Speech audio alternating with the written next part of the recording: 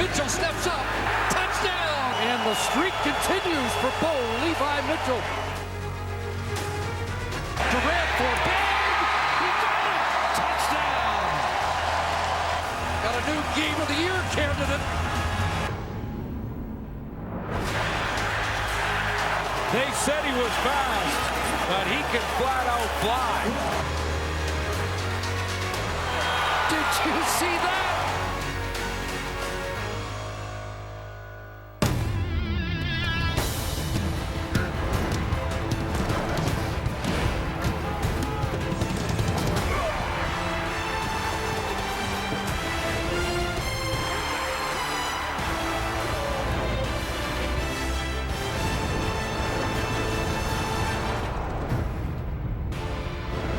Saturday night on the Prairie, it's time to dress up and watch a football game. Would you expect anything less from Saskatchewan Roughrider fans, even though the team's off to the 1-5 start?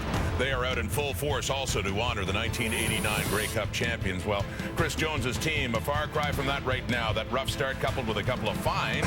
The latest one a few days ago for roster violations, a story fueled by this guy. Bo Levi Mitchell stirring the pot, tweeting out that the new Riders signings didn't likely have to fly into town because they're already there, because they're a part of Riders farm team, essentially.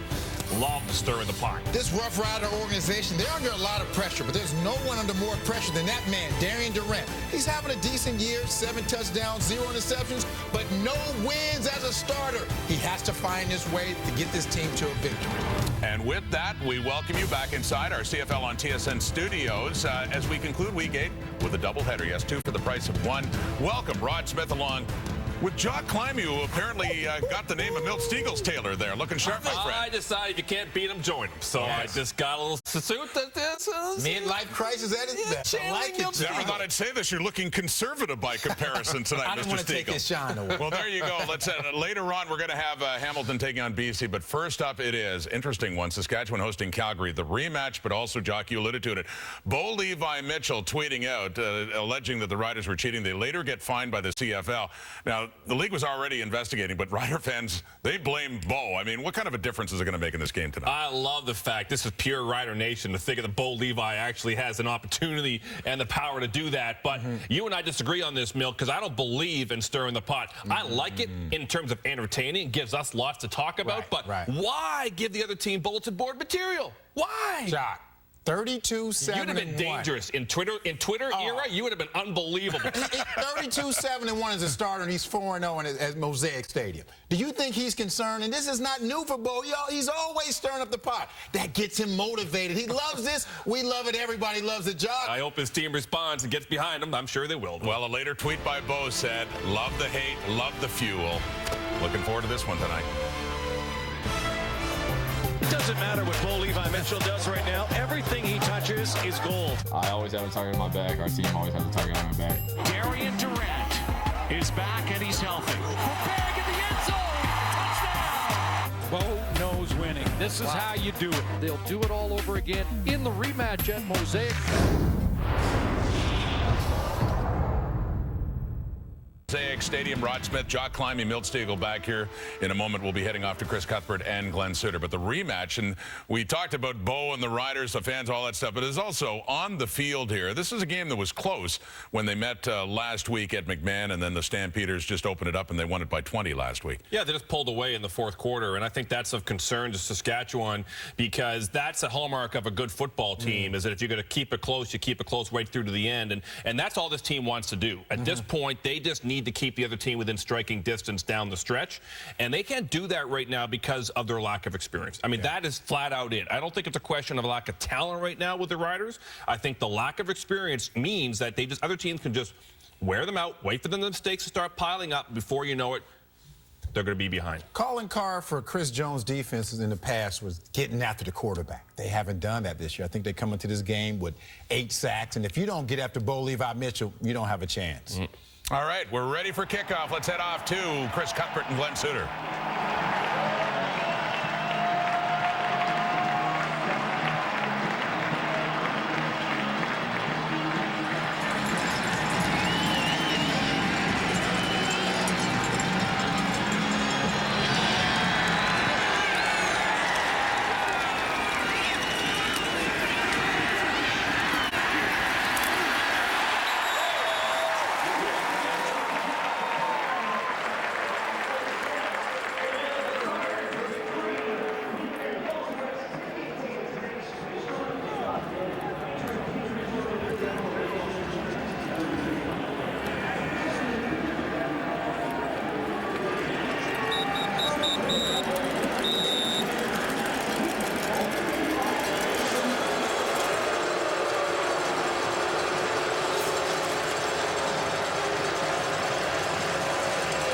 apologize. Some technical difficulties in sending you off to Chris Cuthbert and Glenn Suter, so I am going to attempt something that I have not done in a little while, guys, and that's do a little bit of play-by-play now. Like riding a bike, Rod. Well, we shall see. We shall see.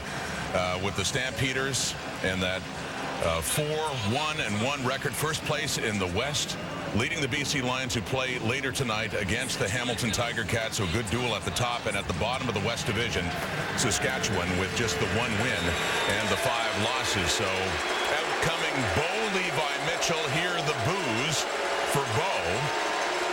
And a first down for the Stampeders up at around the 23-yard line for Calgary.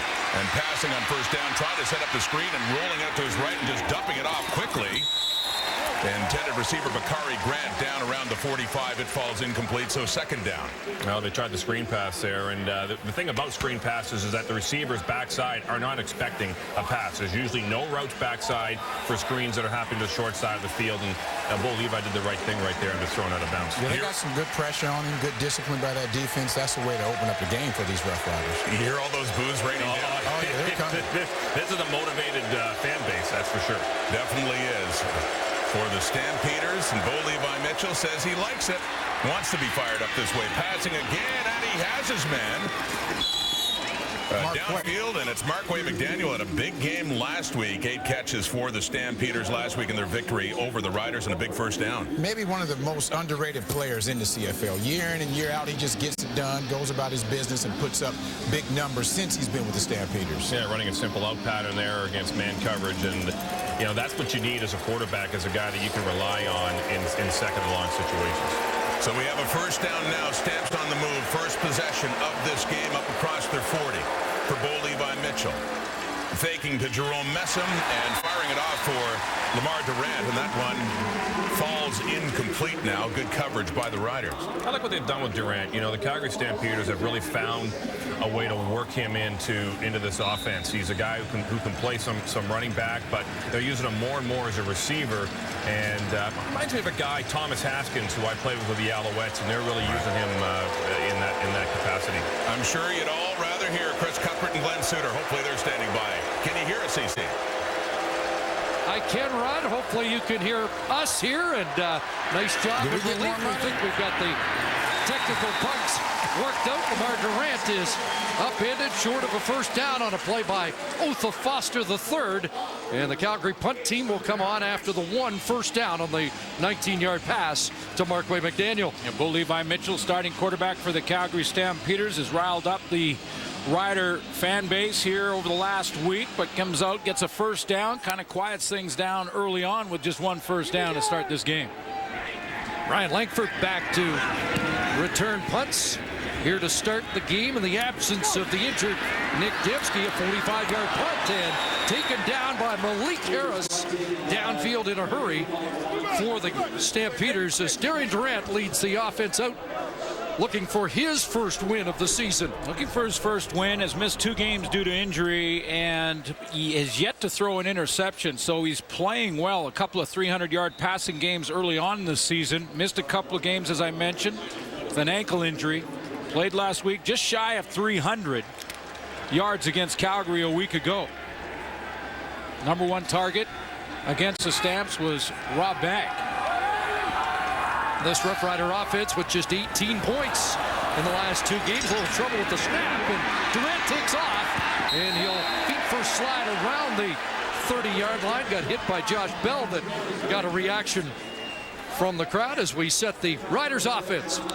Kendall Lawrence will start in the backfield at tailback. They go to that receiving core. I mentioned Rob Bagg, number 1 receiver for Darian Durant against Calgary a week ago, but Naaman Roosevelt is the leader of the group, and there is the offensive line, same as last week, with Kennedy Estelle playing tackle for Xavier Fulton. And still no Brendan Labatt. So we'll see Josh Stanford, who replaces Dembski, in the lineup. 2nd and 4.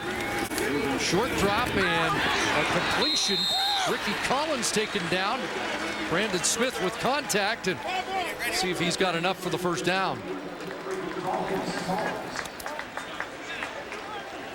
It is a first down. Ricky Collins with 3 catches last week for 21 against a stingy Calgary D. Yeah, not a surprise that Charleston Hughes is a co-leader in sacks. Didn't have a stat last week against the Saskatchewan Roughriders. Taylor Reed in the middle, 19 defensive tackles, 30 for Deron Mayo. And then you take a look at that secondary. Thought Tommy Campbell and Deontay Evans played very well in game one in this back-to-back. First down, Kendall Lawrence lining up as a receiver, and Shamad Chambers drops the football.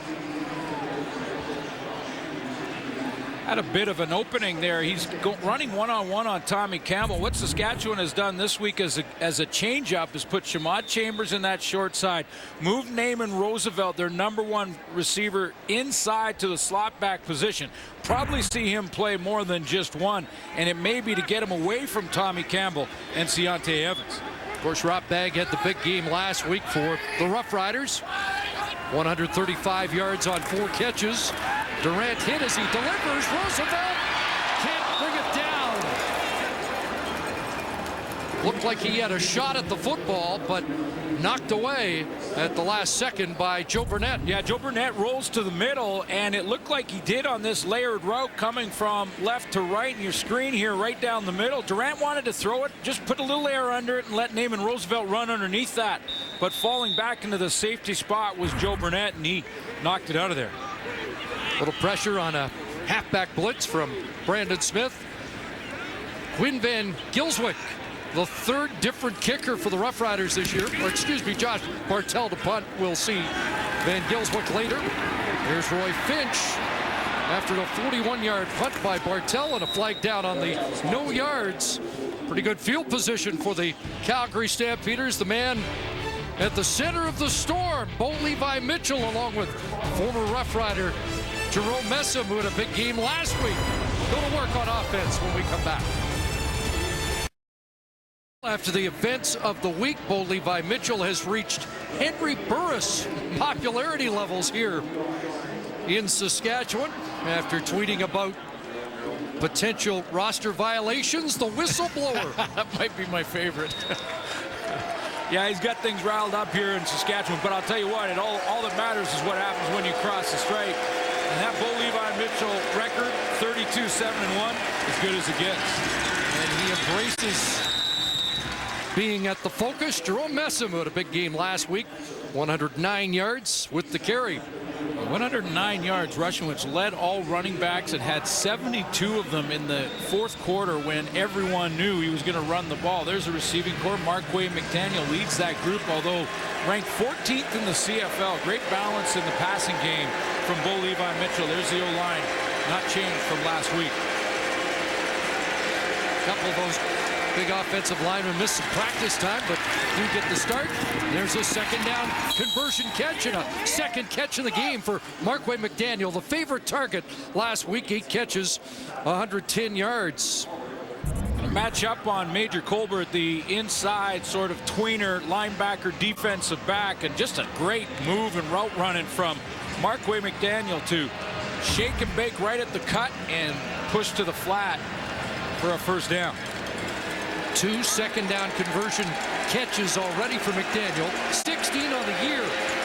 3rd in the league coming into this week's action. Back in the hands of Messam. And stopped short. That'll be the #1 goal for the Saskatchewan defense, is to stop the run. They rank 8th coming in, so it's not just the front 4. There's A.C. Leonard, who leads in sacks. It's not just the linebacking core. There's Jeff Knox Jr. getting the start in the linebacking core, and then it's everybody, all 12. There's your secondary. They've got to help and run support as well when it comes to Jerome Messam. Interesting that defense ranked 1 spot ahead of Calgary in pass yardage allowed. No gain for Messam. 2nd and 10. Mitchell throwing. Greg Wilson stretches out, but can't bring it down. An incompletion, and the field goal unit will come on. Wasn't a big window here for Mitchell to throw it through, and it was a little bit low and in front of Wilson. Tried to corral it. Looked like he had his hand underneath it, but when he hit the ground helped him, and then it squirted out the bottom. So Rennie Paredes will come on and attempt a 46-yarder. Slight breeze at his back, but a beautiful early evening in Regina. And Paredes has his 17th consecutive field goal. And Calgary is on the board first in the rematch from a game 9 days ago. Darian Durant, Rob Bagg, 9-year teammates getting ready to go to work on offense when we return. Hey, now I really want you guys to understand, do not get into it with their fans. Actions what speak. Actions speak, guys. I want them to know one thing with the Calgary Stampeders. They need to understand what happens when you poke the bear. Well, Dave Dickinson's seen this environment, has been through it. And interesting that he wasn't shying away from the tweet from Bo Levi Mitchell and what may happen over there on the east side of the stadium. And off inside. You know, basically Chris saying that in his pregame speech, saying don't engage with the fans over there. All that matters is what happens when you cross the stripe. But also throwing in that, hey, don't poke the bear when it comes to a 4-1-1 football team on top of the division.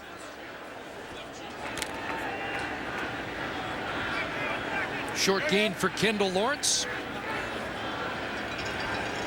Dave Dickinson on a 5-game unbeaten streak with his team. First place in the West. Pressure on Durant. It's going to take off second time, and Durant will put it out of bounds at the Roughrider bench with a first down.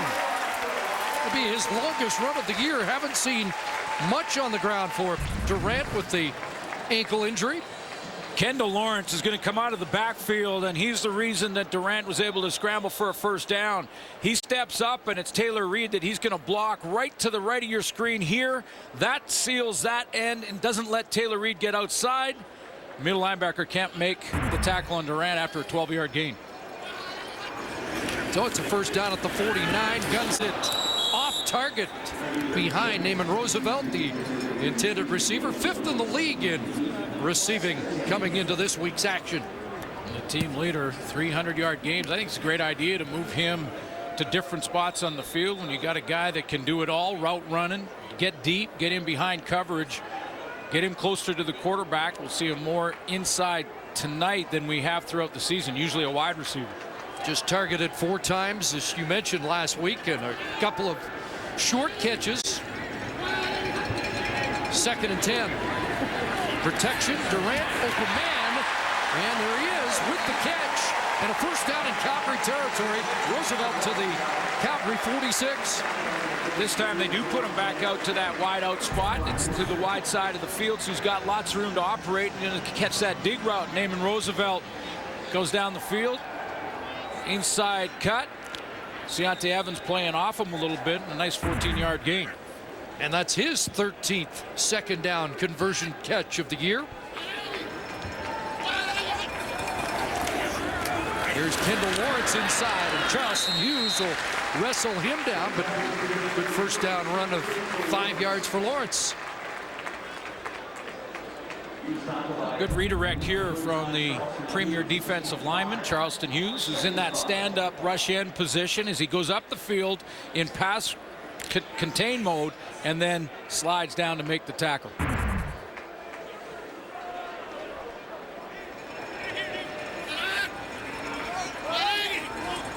Second and 5, Saskatchewan. And that ball batted down at the line of scrimmage. That Josh Bell, the safety on the blitz, got his hands on it.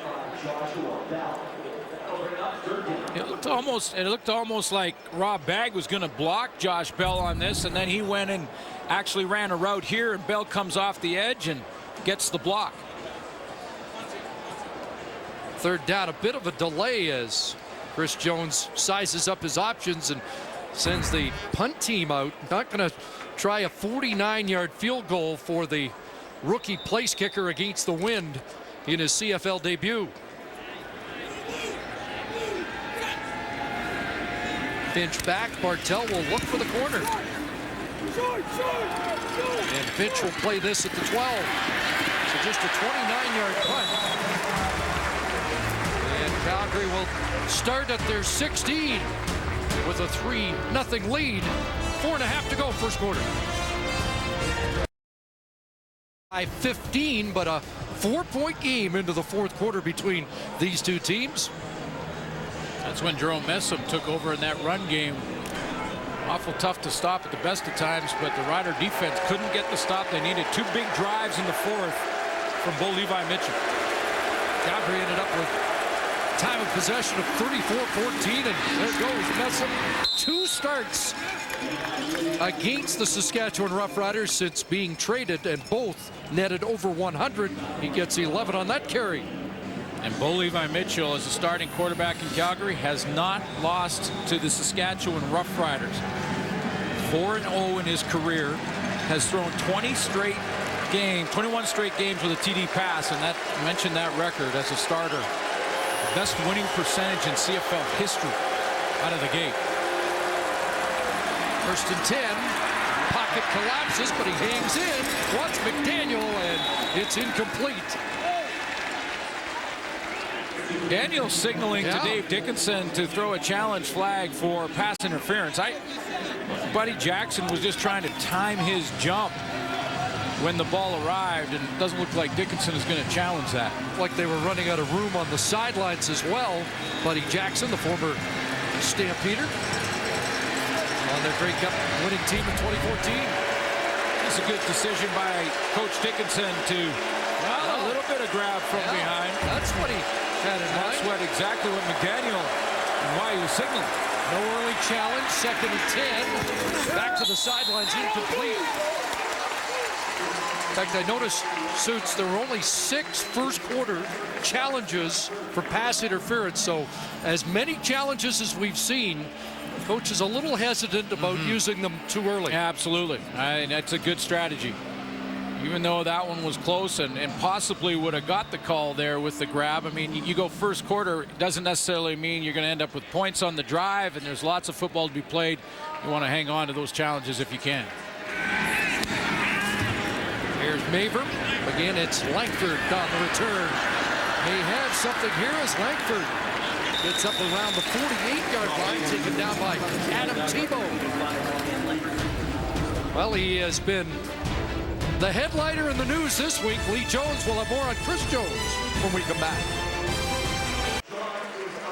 The league finding the Saskatchewan Roughriders this week. Big news. Let's get more on the week that was from Lee Jones.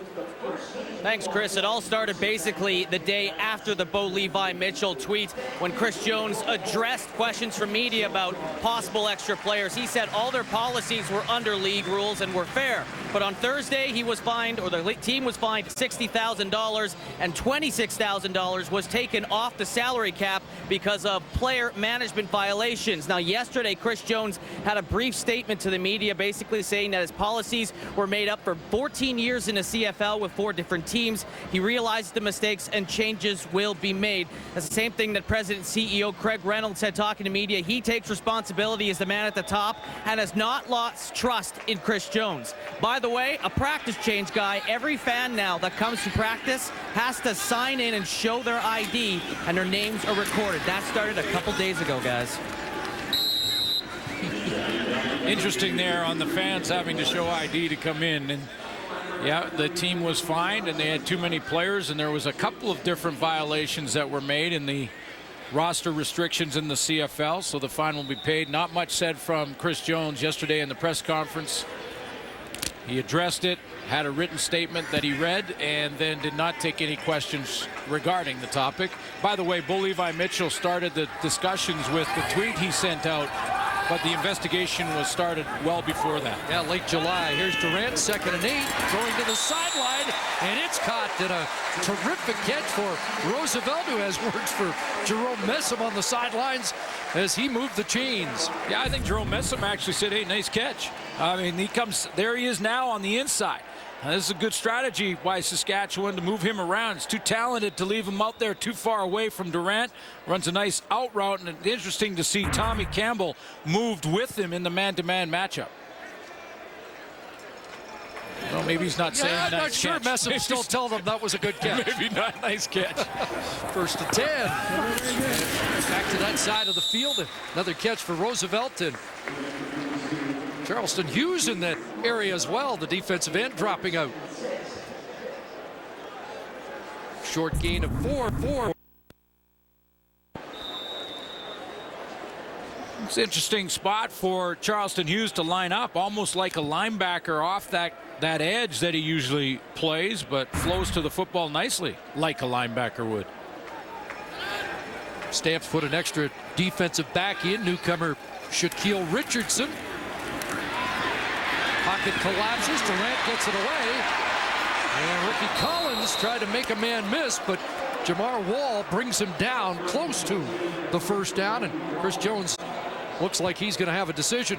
Well, he got close. It was a rookie mistake by Ricky Collins to not just turn it up and get positive yards. Just head north-south and lower your shoulder and just try and drive for that first down, because when he started to shake and bake and go laterally, actually lost a yard. Well, they're going to go for it. They're 3 for 7 on 3rd and short, and good surge there by Durant behind Dan Clark. Marcus Hall, the right guard, and that should be enough.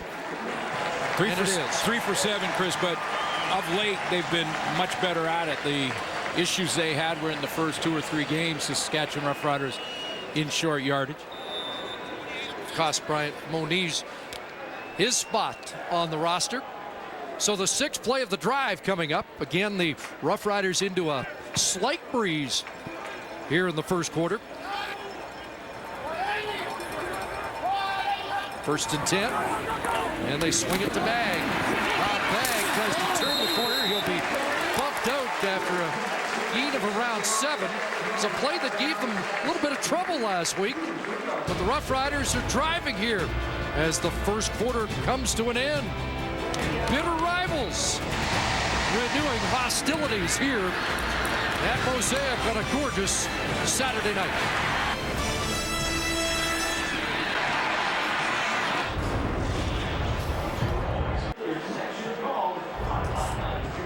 Bit of a cautious first half. We'll get to the stats in a moment, but we want to salute our esteemed leader, producer John Hines, celebrating 25 years with TSN and maybe more football games than Wally Buono over the last quarter century. So, Hinesy, I know you're not expecting this, but we wanted to say a little salute to you. I believe the gold watch is in the mail. Yeah, absolutely. And this is John Hines, who we call Hinesy, and he's been our leader for all these years, 25 years. He's in my ear every single play, talking about replays coming up, directing the entire show. He's our boss. But this guy knows the game inside and out, is an enormous football fan. Hinesy, congratulations, 25 years. Just know the producer's not very happy right now. We went off script. 2nd and short, Durant over the middle, and that one batted down. Knocked down by Joe Burnett, who's made a couple of plays so far in the first half. So it's 3rd down, and we'll see the newcomer, Quinn Van Gilswyk, out of UBC, drafted in the 3rd round, number 26 overall. Johnny Mark did the kicking 9 days ago. Tyler Krapina on the injured list, and now we'll see Van Gilswyk.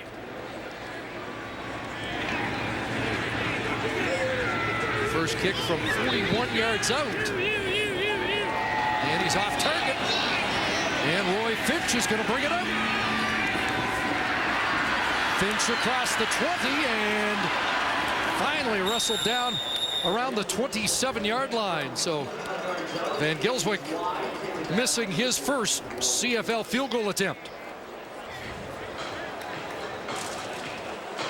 Well, we talked about Bo Levi Mitchell's involvement in this big story, and we asked him about his reaction to all that's happened. It's not about being wrong or right. I guess in this situation, it's probably wrong to be right. It's not about vindication. It's about everybody playing under the same rules. Everybody playing under the same field. I mean, we'd love to have extra guys and be able to bring in other guys when guys get injured and they already know the playbook, but it's not how it's done, and we got taken care of. Torrey Harrison on that run with a flag down, but he knows he's in the eye of the storm. And, you know, obviously the fans are upset, and I'm sure they're jawing him a little bit. Saskatchewan, number 99. It's a 5-yard penalty. Remains first down.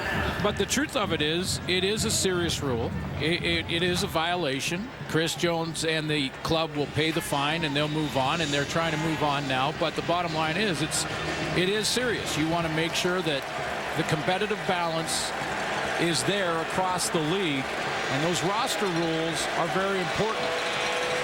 A.C. Leonard offside, so it's 1st and 5. Tavon Campbell in as an extra DB. And to the sidelines for Durant, incomplete. Good coverage on that sideline by Buddy Jackson. Right now, Mitchell's not getting much help from his receiving core. And what I mean by that is he's thrown a couple of tough footballs to catch. Greg Wilson's had a couple of opportunities on it. I said Bakari Grant, he dropped one. This is a tough catch for Lamar Durant. But you got both hands on it. Yep. Got a foot down. There's been 3 or 4 of those now. Mitchell's not getting help from his receiving core. As well as the Stamps have played this year, they have been a little slow out of the gate offensively. They were 9 days ago. Mitchell, crosser. This guy always seems to make things happen. Marquay McDaniel loose again. And his 3rd catch, he steps out in Rough Rider territory. And McDaniel looks like he's well on his way to another century. Jonathan Newsom, defensive end for the Riders, moves inside here to try and get a better pass rush angle. But you can see the blocking up front has to be there on this play. If Mitchell doesn't get this kind of protection, he can't wait for Marquay McDaniel to clear through the linebackers and get out into that open space. Good blocking up front. 25 yards, 3 for 62. Mitchell gets away. Flags are flying, and Mitchell throws it out of bounds, incomplete. Couple of flags on this play. That has been a real area concern for this Rider team, is their lack of a pass rush. It looked like Offside. Saskatchewan, number 99. 5-yard penalty. Remains first down. Couple of penalties to A.C. Leonard offside. He was told earlier this week they wanted to see more attack mode out of him. Thought he was being a little tentative thinking and maybe a little too aggressive here. Yeah, you can see he's in the neutral zone off the edge, and that flag flew immediately. Correct call by the official. They're 1st and 5. And it's Harrison. And Torrey Harrison, the running back on this series. And A.C. Leonard makes the tackle, but close to 5 on the carry. You know, with Jonathan Newsom and the resume that he brought in from the National Football League, that switch to the athletic A.C. Leonard, putting him from offense to defense. You know, some of the criticism here in Saskatchewan with regards to the lack of a pass rush has been the schemes, that they're only sending 3, maybe 4, a little bit too much. I think fans here in Rider Nation would like to see more all-out blitz. And news here today with Justin Capricotti not starting. Mitchell, crosser again, and here's Grant, who gets cut down. Let's go down to the sidelines. Lee Jones.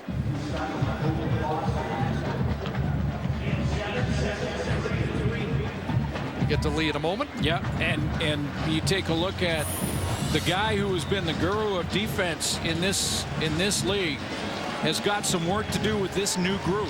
I mean, this is the start. You see those first 3 defensive categories, not typical of a Chris Jones defense. He likes more pressure. Pressure creates turnovers. 2nd and short. Again, it's Torrey Harrison's series. He's got a 1st down. And now Messam will come back into the game. This drive's been about a little bit mixed up with the run game and then sprinkling in those short crossing routes. Now that would indicate the Rider defense, that linebacking core is starting to back up and give some underneath room there.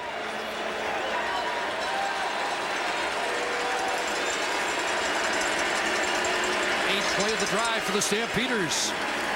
And it is Messam with another flag coming out near the end of the play. Leonard involved once again defensively.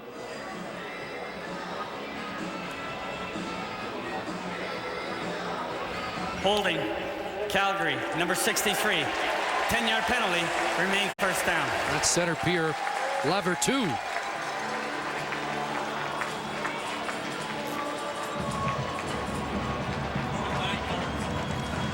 I tell you, the game one in this back-to-back when Dave Dickinson got 2 massive drives in the fourth quarter. The Riders couldn't get the stop, and that ended up being the ball game. 12-play, 9-play drive there. First and 20, Capricotti on the field now. Pressure coming. Mitchell gets away, throws downfield, and Greg Wilson drops another. Wow. Newcomer Gregory Alexander had pressure on Mitchell, but the quarterback found Wilson, but he couldn't come up with a catch. Honestly, this has not been on Bo Levi Mitchell being off in the passing game. He's going to negotiate the pocket like he does so well as a quarterback, just bouncing outside, feeling that pressure on the inside from Gregory Alexander, hitting his receiver right between the 8 and the 4.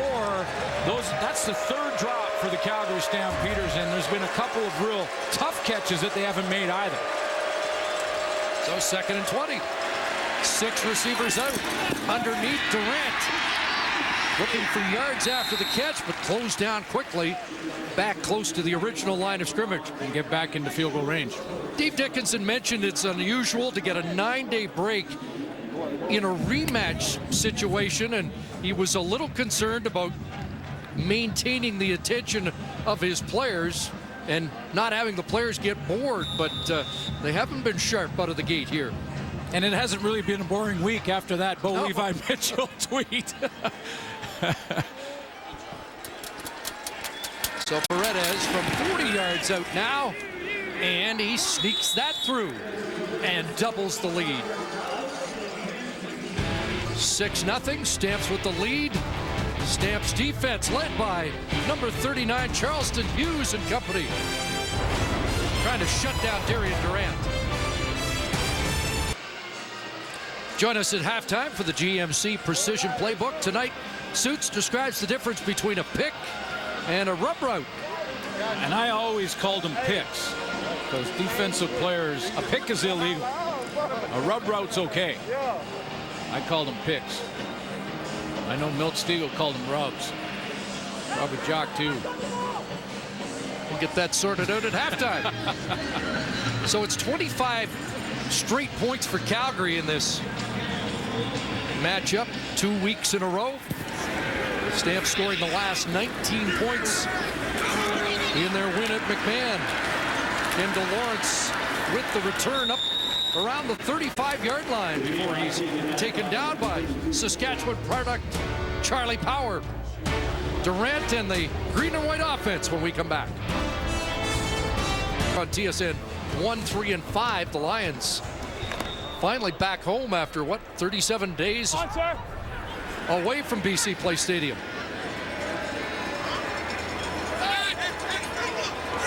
Roughriders have gone 72 minutes without a touchdown, and they're in trouble here as Darian Durant gets sacked as they send Joe Burnett and Frank Beltre. Looks like right now the Riders are trying to figure out this blitz scheme. A lot of blitzes coming from the secondary. Beltre is going to end up getting there off that left edge. Durant kind of takes a look that way, doesn't like what he sees, and then Beltre basically in that B gap between tackle and guard. So second and long, underneath it goes. Rob bagged the catch. Deron Mayo waiting for him. Brings him down back around the original line of scrimmage. There have only been 7 touchdowns scored this year on drives which involve sacks. 5% of drives end up in touchdowns if there's a sack. That's how important they are. Well, funny, isn't it? Because we'll have defensive coaches tell us that it's an overrated stat. You know, and maybe a pressure at times that turns into an interception is just as good. But I'd say you lose 5 to 8 yards on a sack. That's pretty good play defensively. Bartell off the side of his foot on a hop to Finch. And Finch brings it back around the 44-yard line. Good field position for Bo Levi Mitchell as he tries to enhance this 6-0 Calgary lead. 30 in in each of their last 3 games. Quarterback and coach on the same page with more. Here's Lee Jones. Yeah, quarterback and a coach that was a former quarterback, but that's not where the similarities are. Talking to Bo Levi Mitchell and Dickinson yesterday, we asked him about Bo Levi's 21 touchdown streak per game, and he said, well, you know what? It's basically I'm healthy. I'm not getting injured, and by rights, you should always throw at least 1 touchdown pass a game. Dickinson said the exact same thing, and when we talked to Bo Levi Mitchell about that, he says, well, we think alike. That's exactly why he brought me in here. Here's Rob Cote with the catch. Different receiver, different target for Mitchell, making the 98th catch of his CFL career. That may be one of the underrated talents of Bo Levi Mitchell, is his ability to think the game and to see the field, much like his coach, head coach now and former star quarterback in the CFL, Dave Dickinson. He gets a lot of credit for his athletic ability, his arm strength, his accuracy. 2nd and 5 on the money there, and who else but Markway McDaniel on 2nd down, and he has 4 catches on the night. And I still think it's remarkable that 21 straight games you can throw at least 1 touchdown pass, and there's been many of those games that there were multiple. But look at the names on the list. Anthony Calfeel is the guy ahead of him and just behind him, and as well as Doug Flutie are just tied with him at this point.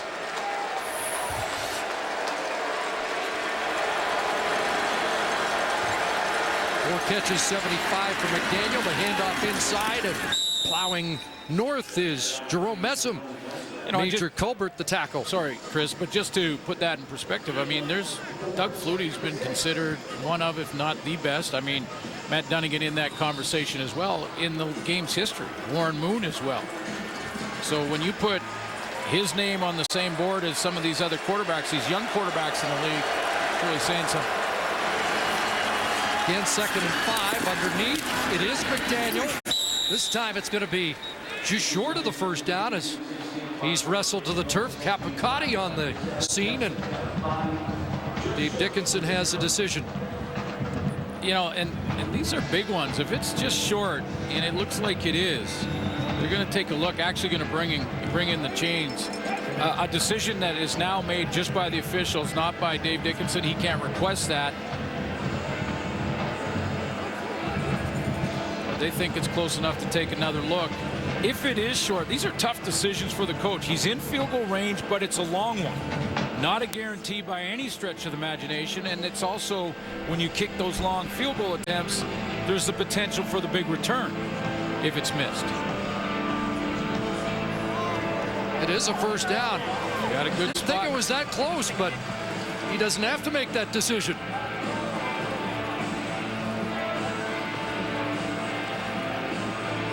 So the drive will continue. A 1st down at the Roughrider 38. We've done a lot of games here at Mosaic Stadium. It's a sellout crowd, Chris. Is it quieter than normal, or is it just me? They're usually sensitive when we say that. They say, well, we don't make noise when they're on offense, but now they're starting to perk up. But it's been quieter than we expected. See if they can amp it up. And here's Messam out of the backfield. Tough guy to bring down. And Messam finally spun out inside the 20-yard line. Another Calgary 1st down. This is the dilemma that a DB or linebacker has when you're trying to tackle Jerome Messam at 265 pounds. There's Messam out of the backfield, and he's going to pick up this little check down throw to the flat. Watch the first tackler come up and try and go low on him because he doesn't want to take on the big man, and then he'll sidestep. First visit to the red zone in this game for either team, and a couple of yards for Messam there. It just, you start to brace yourself for contact, and Tavon Campbell wanted to come up and try and go low and cut his legs out. Braced himself, and then a little sidestep by Messam because he's got the great feet. Bounces outside of that, and Campbell doesn't even get a hand on it. Dave Dickinson talked about that yesterday. He talked about everybody refers to the size of Messam, but pretty nimble feet for a big man. Absolutely, which makes it that much more difficult for tacklers. better brace yourself for impact, because if he does lower his shoulder, look out. It's a low. Mess him on the sidelines. Torrey Harrison in, but lines up as a wideout. On 2nd and 8, 6 receivers from the pocket to Bakari Grant, knocked down, incomplete, and almost intercepted by Jonathan Newsom. Very different look. The defensive end, Jonathan Newsom, playing way back, almost in between that safety spot. That's not even a linebacker. Remember, that's a defensive end there playing that deep off the line of scrimmage. He turns and runs with the intended target and felt like he should have had an interception, and it looks like he should have had both hands on it. Looked like Parker played DB there. Knocked it down. Or excuse me, Bakari Grant. So Paredes in for his 3rd consecutive field goal, 19 in a row overall, and a 9-0 Calgary lead, but it's a little shade of Chris Jones in that innovative defense.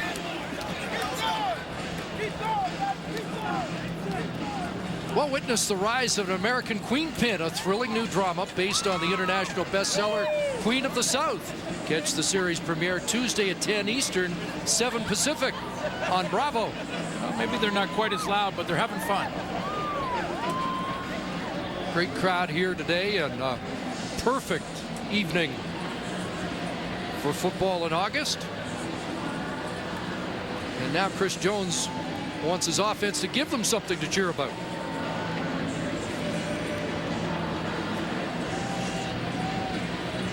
Opted to accept a kickoff. That offense under 300 yards of production in each of the last 2 games.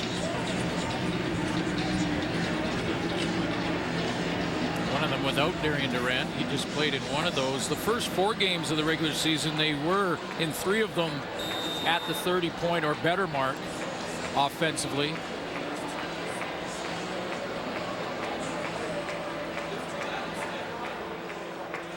So Paredes kicks it downfield.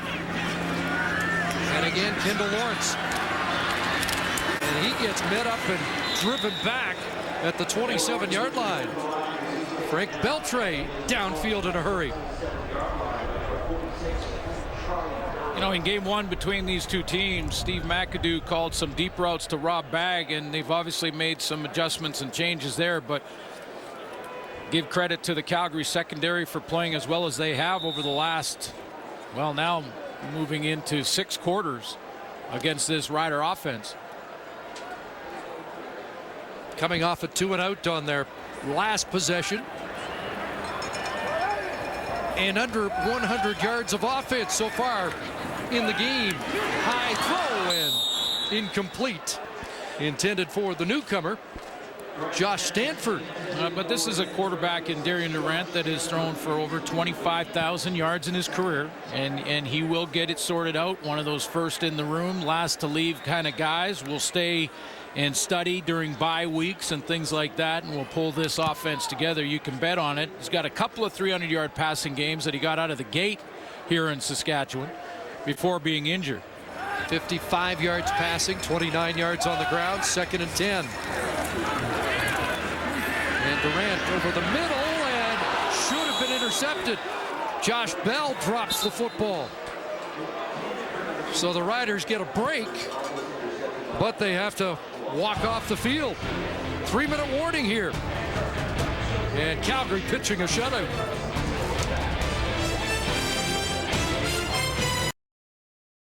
Themed edition of the halftime show. I'm not really sure what that means, but we will talk about the Riders trying to get pressure on Bo Levi Mitchell, and also suits the semantic debate, pick route, rup route. We got a couple of receivers we'll need to talk about that. CC, back to you. Couple rowers too. Oh, we got a silver medal the other day in rowing, but I'm not sure if those guys will be in medal contention. They better wear life jackets. Josh Bartell to kick it away after the 2nd consecutive 2-and-out.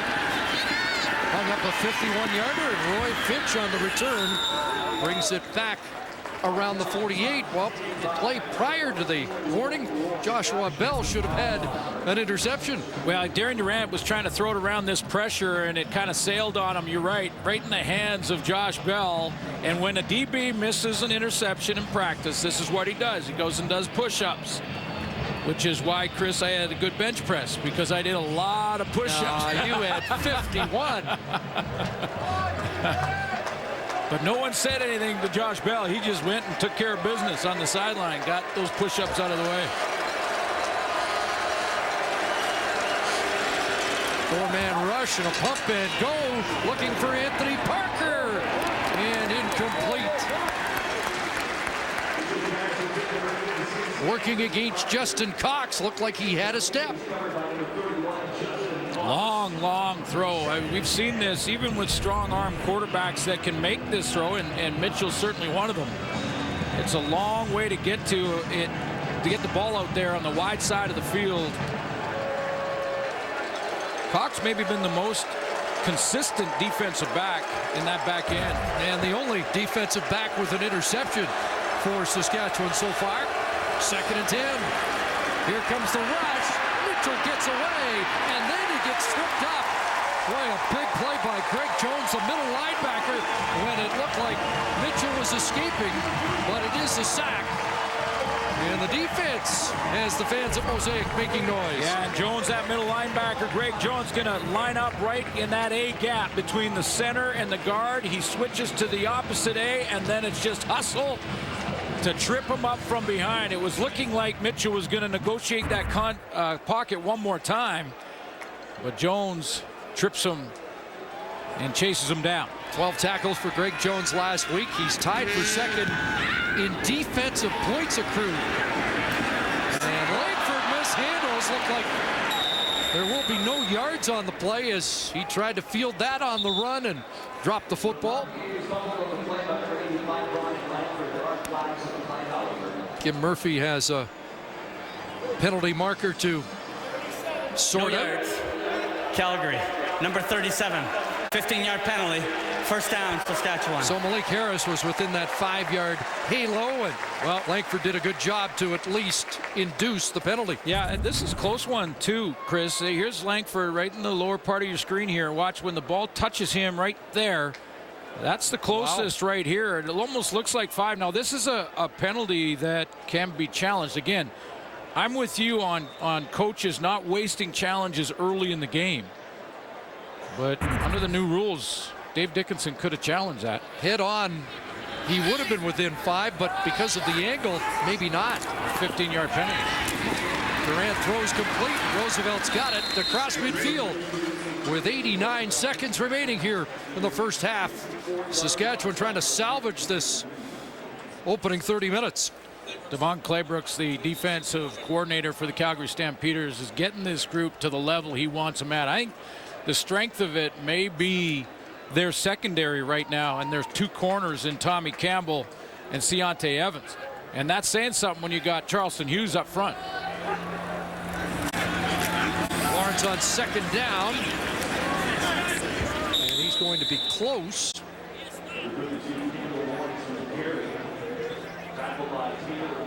See where they spot the football. Kim Murphy says it is a 1st down. Now the question is, can that Claybrooks group get the stop here? Because if they're going to hold them to the shutout in the first half, it's right now. 2 plays back-to-back from that defense for Calgary.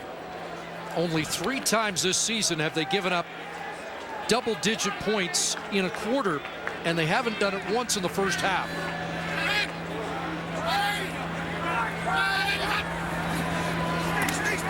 First down, and Durant looking downfield. Ricky Collins got behind coverage and has the catch behind Jamar Wall. Roughriders in the red zone for the first time. Well, the throw takes Ricky Collins right into the open spot, and now it's about patience for Collins at the top of the route, because Durant put a little air on this to get him and throw him to that open area. Now he's got that space, patience, wait for it to come down, and Jamar Wall was in chase. 35 yards, a 1st down, but looks like a procedure call upcoming against the Roughriders.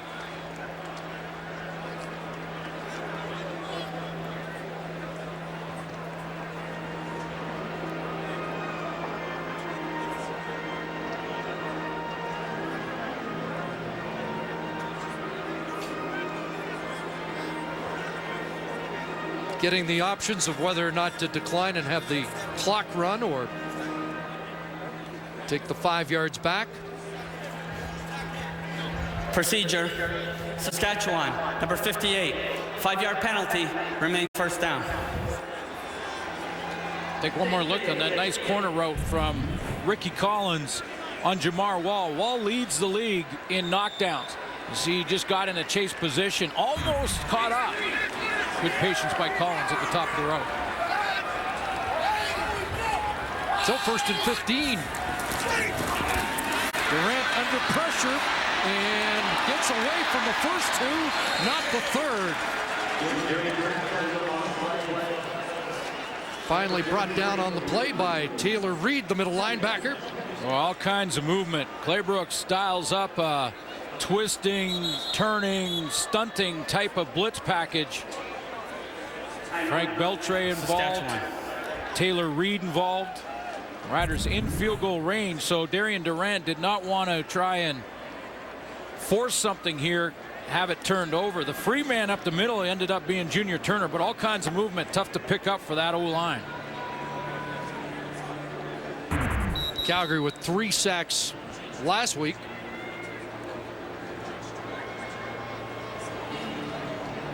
So Devon Claybrooks has given Saskatchewan some different looks 9 days later. Marty.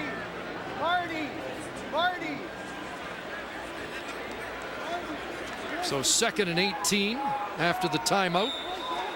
Lots of time to take a shot at the end zone here, and then still have time to kick the field goal if it isn't successful. But this is the type of throw Durant wants, that only the receiver has a shot, outside and away from any coverage.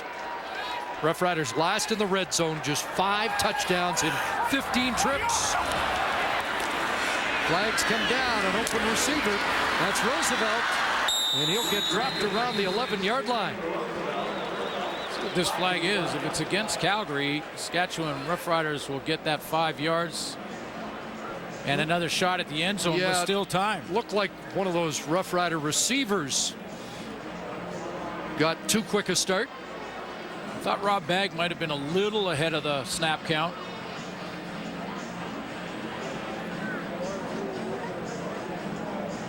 I did last week, and he scored a touchdown because he had timed it up perfectly. But let's find out this time if it is against a Rider receiver.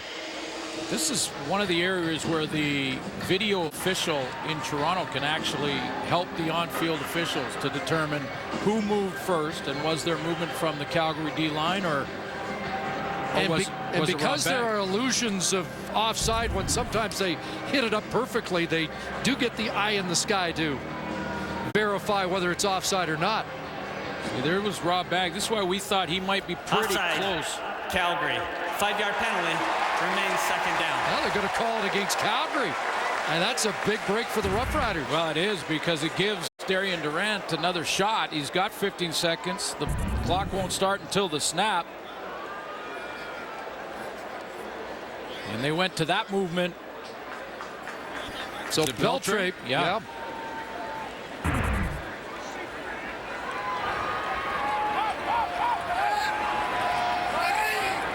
So 2nd and 13. Another chance to dump it off underneath. Kendall Lawrence to the 5, to the cone. Touchdown. Big penalty.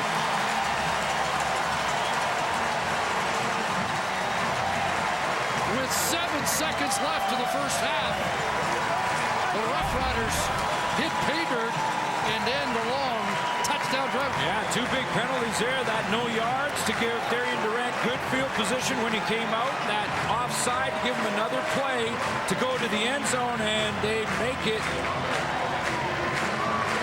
Have another look, see if Kendall Lawrence steps out before extending, and it looks like he did. I was just about to say they're going to make Calgary pay for those, and it looked like he might have stepped out of bounds. It's going to be under review anyway because it's a scoring play.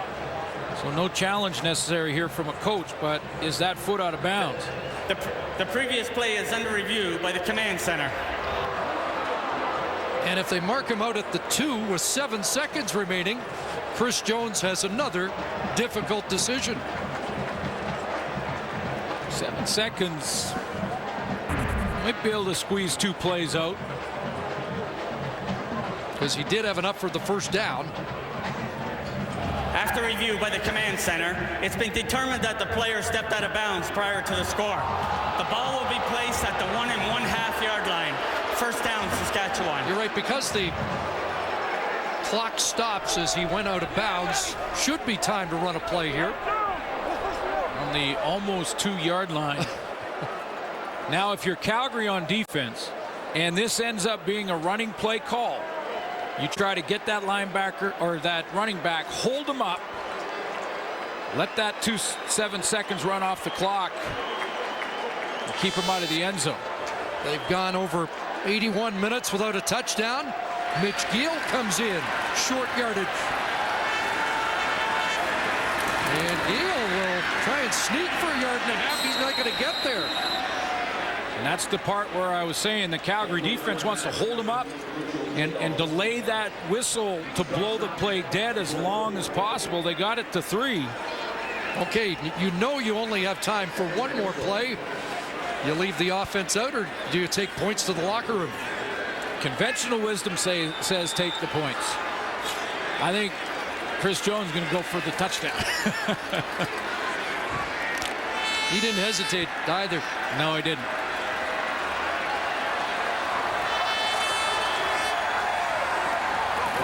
Gill again, and I don't think so. He got stuffed. There is a flag, however. There is a flag down. And did the Calgary defense give the full yard? Well, they just waved the end of the half, but I'm not sure if they know that there was a penalty flag on the outside. Correction.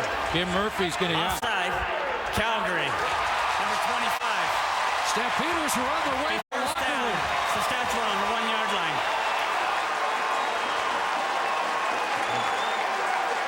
One more play on the offside penalty.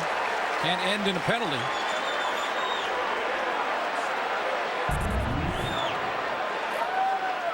Now is that can't be it. The Can't be, because the ball is outside the 1, but that extra step by Tommy Campbell.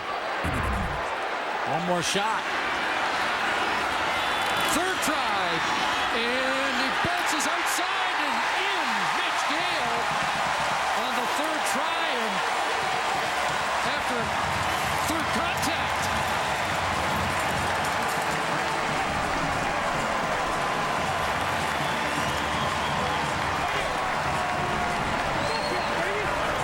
Chris Jones believes that you need to be able to get a yard. That's why he went for it down here on the goal line. He wanted to say to his offensive line, if we can't get a yard, we're not. And it took them all 3, but they did get there. I thought Charles Hughes had him in the backfield.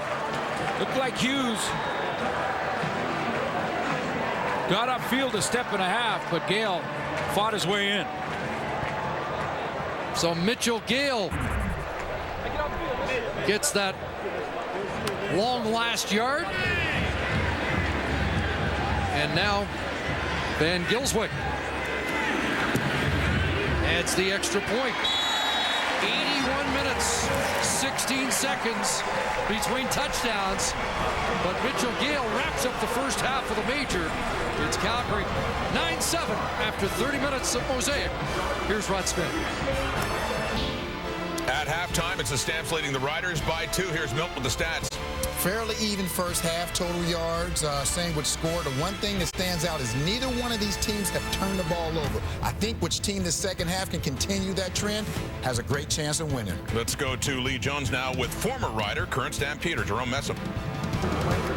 Jerome, tough way for this team to end the first half. What's the message you'll be giving your teammates in the locker room to come out in the second half? We're doing what we want on offense. You know, we've done what we can to limit their big plays on defense, and for the offensive side of the ball, we just got to come away with touchdowns. You know, we're driving the ball, we're getting yards. We just can't kick field goals all day. What's causing you to force to get field goals? Is it on you guys dropping balls, or what do you see it? Just a lack of execution. You know, we got to lock in for the whole drive and just go out there and finish. This is back-to-back games for you guys against the Saskatchewan Roughriders. Are you seeing anything different defensively from them in this game? Not too much. Sending a little bit more pressure. I think their players are fired up right now, you know, but we're going to come out there in the second half and try to cool them out. Thanks for this. All right, cool. Also at the half, they're honoring the 1989 Saskatchewan Roughriders that beat Hamilton on a field goal in the last play of the game. Bob Poley, the center, Glenn Studer, the holder, Dave Ridgway, the kicker, Jock. And it's up. What happened? I guess they decided that Father Time just hasn't been kind enough to these three men, and they didn't bother with the kick. But I remember that game like it was yesterday. Yeah. One of the best moments in CFL football history. Milton, you had a lot of great catches, but Tony Champion, I'm sure you saw the video. He had a great one to tie it at 40. And then these three, a big part in the winning field goal back in 89. 9-7, current Riders trailing the Stamps by 2. Late touchdown by the Roughriders, a 2-point lead for the Stampeders, getting set for the second half of first. Here's Lee Jones with Chris Jones. Coach, big touchdown to end that first half, but what do you need to see more of from your offense in this half? Well, we got to put drives together. We got to score points. That's what we get paid to do. We got to put drives. I mean, defensively, I thought we did a good job of making them kick field goals, but offensively, we got to maintain possession of the football. Can't take penalties. How proud of you this defense after the way the last game ended in the fourth quarter to step up in this first? I mean, you guys always point out the negative. I mean, the fourth quarter we didn't play good, but for the first three we did last week, so we just got to keep grinding. Thank you. Thanks. Well, it was a positive end to the first half, but some negatives as well for the Saskatchewan Roughriders.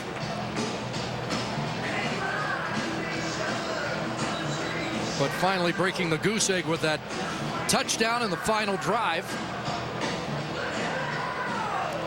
Well, good or bad, win or loss, it's never the media's fault. But as good a first half defensively as we've seen out of the Roughriders. And they'll get the football to start the second half.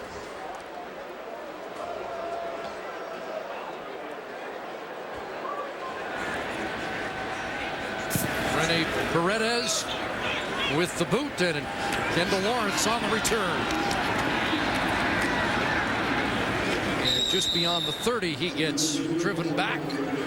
William Longlaw and Adam Tebow on the tackle, and mirror Durant's numbers through the first half. Yeah, got things going late in that first half with a couple of that one deep throw, especially to Ricky Collins.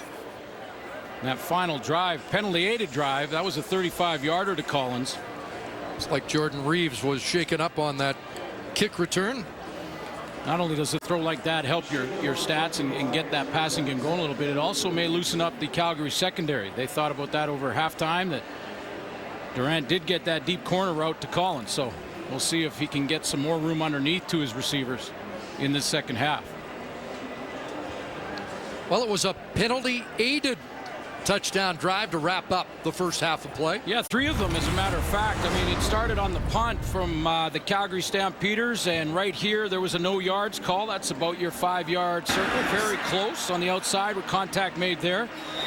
That gave them good field position. There's Beltray at the top of your screen on a time where it would have been field goal time for Saskatchewan. That offside by Calgary, ruled after video looked at it again. Then Tommy Campbell on the goal line after 2 attempts was just a little bit in the neutral zone, and because of that they got one more shot. Saskatchewan, Mitchell Gale found the end zone on the 3rd attempt from just past the 1-yard line.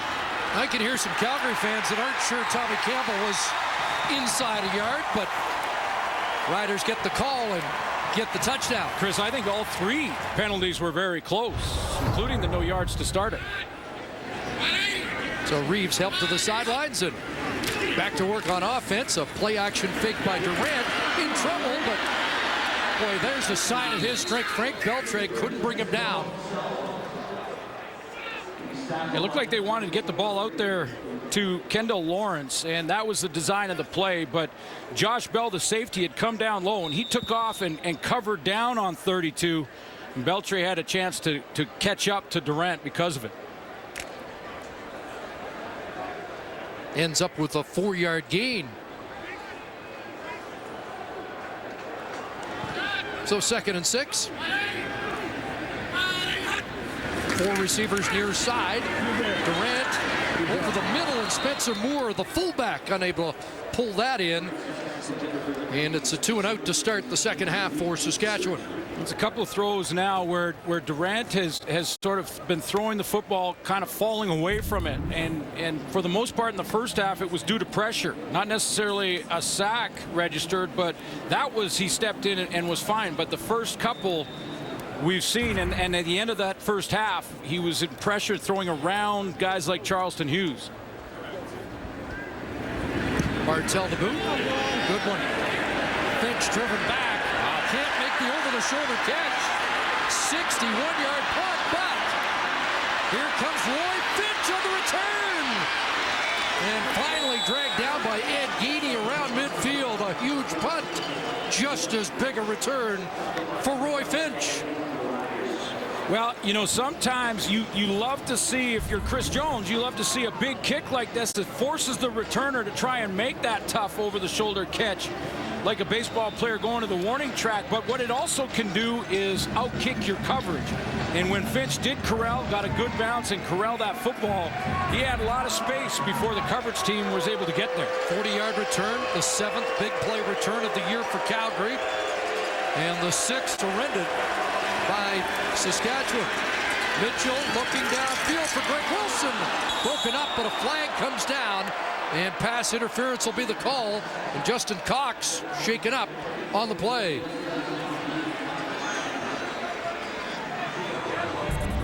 For pass interference, Saskatchewan, number 31. Point of foul, automatic first down. Cox goes over the top to play this, got there a little bit early and was hit by his own man. There's the intended target in Greg Wilson going right down that post, down that seam. There's the early contact. Ball has not arrived yet. That's the pass interference call, and then he's slow to get up because of that hit. Ed Gainey almost looked like he was trying to get out of the way there, avoid that contact with his teammate, and now Cox is slow to get up because of it. So Tavon Campbell likely will have to come in on the corner as Cox continues to get attention. We'll step out early here, third quarter. Stampeder family mourning the loss of a CFL legend this week with the passing of Lavelle Coleman from 1960 to 67, a star with the Stamps, 3-time All-CFL, the 1964 most outstanding player in the Canadian Football League. 239 yards in one game against the Ticats in a year where he rushed for 1,629. He passed away in Kamloops earlier this week. Bo Levi Mitchell able to get that away and swarmed is Jerome Messam. There is a flag in the Roughriders secondary. Markway McDaniel was talking to the refs. He was covered by Otha Foster, playing halfback in his second game. Legal contact on a receiver. Saskatchewan, number 22. 10-yard penalty. First down, Calgary. 22 is Major Colbert. He's moving on the inside, so it was Colbert who took McDaniel. And that takes the ball into the red zone right on the Roughrider 20.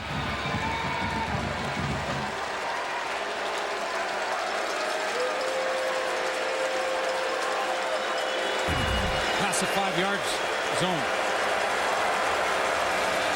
First and 10, a fake and into the hands of McDaniel. And Markway McDaniel to about the 14 has 6. You know, Bo Levi Mitchell is so patient with this play. How many times, Chris, have we seen a quarterback have this flat route and not take it?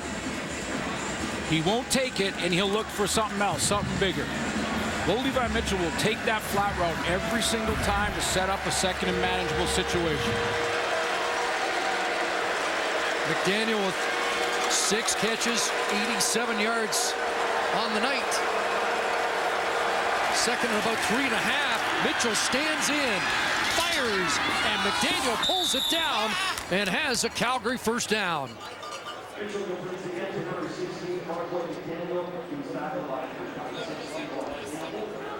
This is one of the concerns for Rider fans here. It looks like to me that the Saskatchewan Roughriders on this play just sent 3 pass rushers and a key down, dropped everybody else. On the goal line, they give it to Messam, and it's a touchdown.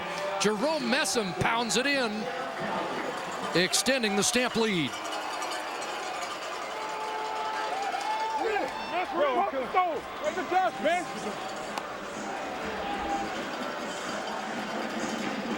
It's fucking track. 4th touchdown of the year for Messam, 3rd on the ground.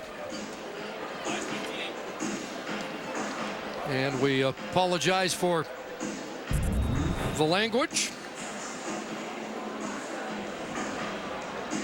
Back-to-back plays where the offensive line took control there. Only 3-man pressure, so you're not surprised when the 5-0 linemen win that one when Bo hit Marquay McDaniel. But another good push down on the goal line to lead it for Messam. Paredes, the convert, 5 plays, 58 yards. Messam caps it, and it's 16-7. Stamps.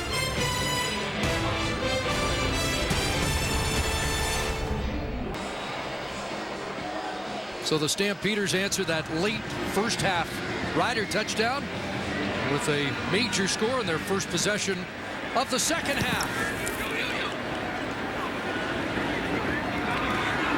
Kendall Lawrence starting at his 9, and Bendy Aguilar upends him before he gets to the 25. Important 10 minutes here, important 5 minutes for Darian Durant, whether it's this drive or if they have to get one stop and get back. It's almost like when you play against Calgary, you've got to keep pace offensively, especially with a defense in Saskatchewan that played better in the first half than we've seen throughout the year. But still, when you need that stop, can you stop a Bo Levi Mitchell drive? Another good drive orchestrated by Mitchell.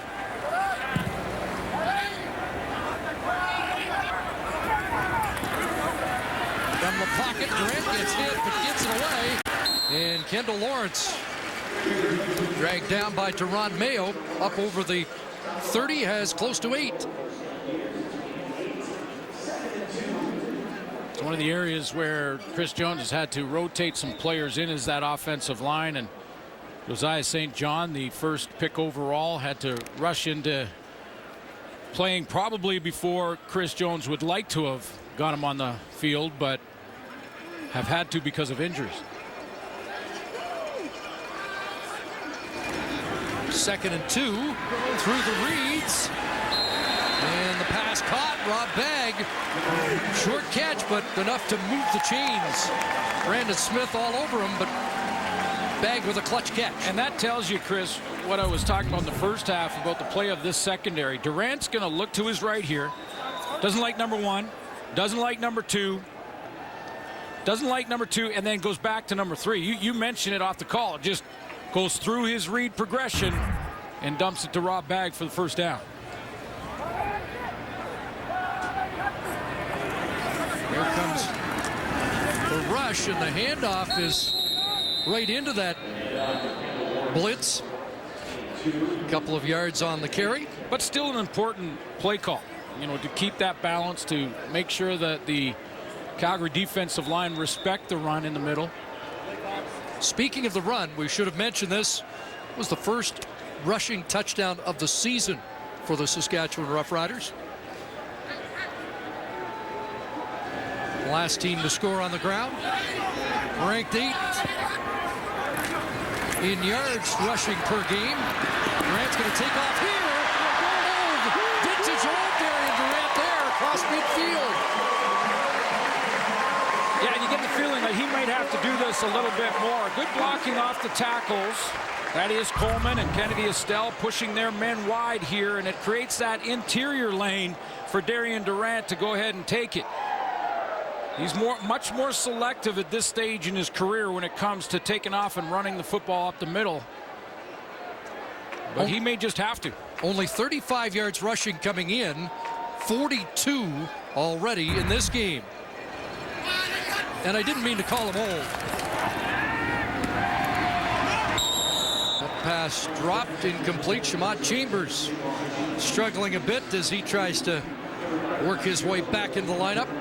Yeah, fighting it a little bit, isn't he? That was a tough catch again to make. He had to go down and try, and it would have been in that category of a very, very good catch on a low throw, but he was fighting it a little bit, trying to get back in rhythm. In the 2 games where he was really involved, he had 6 catches in both of them. So another 2nd and long. Roughriders have converted 22% of their 2nd and 7 or more, and they convert here. Naaman Roosevelt with a clutch catch. 5 catches for Roosevelt in the game. And this is the type of protection that Durant's going to need, because watch Thaddeus Coleman here at the left tackle spot. There's been some pressure from Calgary. This time he's on Beltre, takes him, holds him off Durant, allowing Naaman Roosevelt to get to his route. 7th play of the drive, pressure on Durant. Not this time. And not this time. Yeah, they took their turn. Beltre said, okay, you got me on the last one. Now I'm coming back and making you miss on this one. Beltre shaken up. I think Charleston Hughes will get credit for the sack. It'd be his first in 4 games. Well, we're seeing some interesting line play here. Coleman on that last one stones Beltre. Now watch Beltre come off on Coleman this time. Inside move, gets him diving, gets first contact on Durant, gets him ducking a little bit. His teammates might have cleaned him up, but Beltre made the play. Yep. Get some attention. He'll have to come out for at least 3 plays. While the end on the other side chalks up sack number 76 in his career. That's what great players do, though, in Beltre. When you don't win every down, but what you do is you come back and you move to that next pass rush move if you're a D lineman. Coleman stones him on the first down, gets that first down throw from Durant to Naaman Roosevelt. Beltre says, okay, I got to come with something new, and gets there and forces the sack by Hughes. And how many times have we seen it the opposite way, where Hughes does most of the heavy lifting and the guy on the opposite side chalks up the sack? Yeah. All-stars on the opposite side at number 39. Jagarrett Davis will replace Beltre. So another 2nd and long on the 8th play of this drive, back at the 45. He's trying to get into field goal range, you'd think. More pressure, and an open receiver, and maybe delivered a little short. And the youngster, Josh Stanford, can't make the catch. Yeah, Josh Stanford, a late add when Nick Dembski was a late scratch, and he just floats away. It appears to be a low throw, and believe me, I'm not taking sides here. Durant probably will say to his receiver, that was my fault, but if he comes back towards the line of scrimmage, he catches that on the run. I mean, that ball was thrown to a spot, and it looked like the receiver just floated away from it a little bit, and it became low because of it. Well, they're going to make Van Gilswyk work for his first CFL field goal. This from 54 yards out. Does he have enough? He does. 54 for Quinn Van Gilswyk. His first might be one of his career long.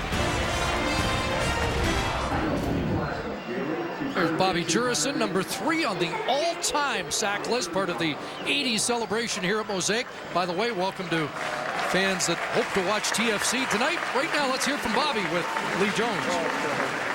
Yeah, thanks a lot, Chris, here with Bobby Jurison. And I saw your eyes light up as soon as you got close to the Riders bench.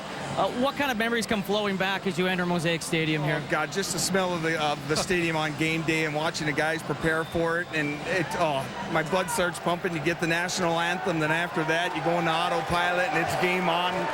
Lock and load, here we go. And it just gets it brings back a lot of great memories. They kind of reenacted the kick a little bit, the 1989 Grey Cup winning kick. That memory still stands out in your mind. I mean, everyone still considers that, at least in this province, as the best Grey Cup game ever. That Grey Cup game was unbelievable. It was whoever had the ball last was going to win. You had Kerrigan and you had Austin, who both had hot hands. They were two gunslingers. Whoever had the bullets in the gun at the end of the game were going to win.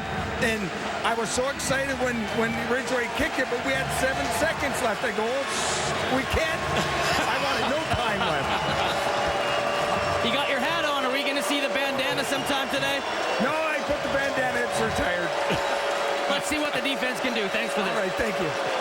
Put him in, coach. He's ready. He is ready to go.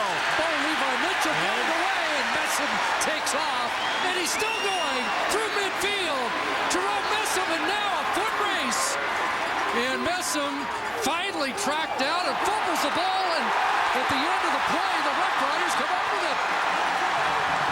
It's Major Colbert back the other way, and that's a crazy Canadian Football League play, isn't it? And a flag down at the very end of it. Well, let's sort it all out. Let's take a look first at the end, and then we'll go back in a second. Make sure that this was a forced fumble. Was the ball out? Looks like it was. Scooped up by Major Colbert. It was a 61-yard pass and run from Mitchell to Messam. And is the ball out?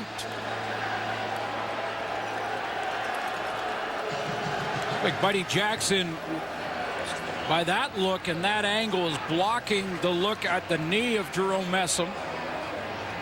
I was still surprised that Bo Levi Mitchell even got that pass out of there in the first place.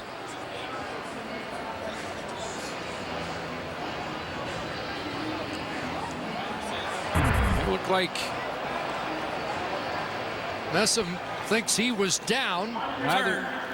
After the fumble, we have a major foul. Cut block. Calgary, number 81. It's a 15-yard penalty from the end of the play. First down, Saskatchewan.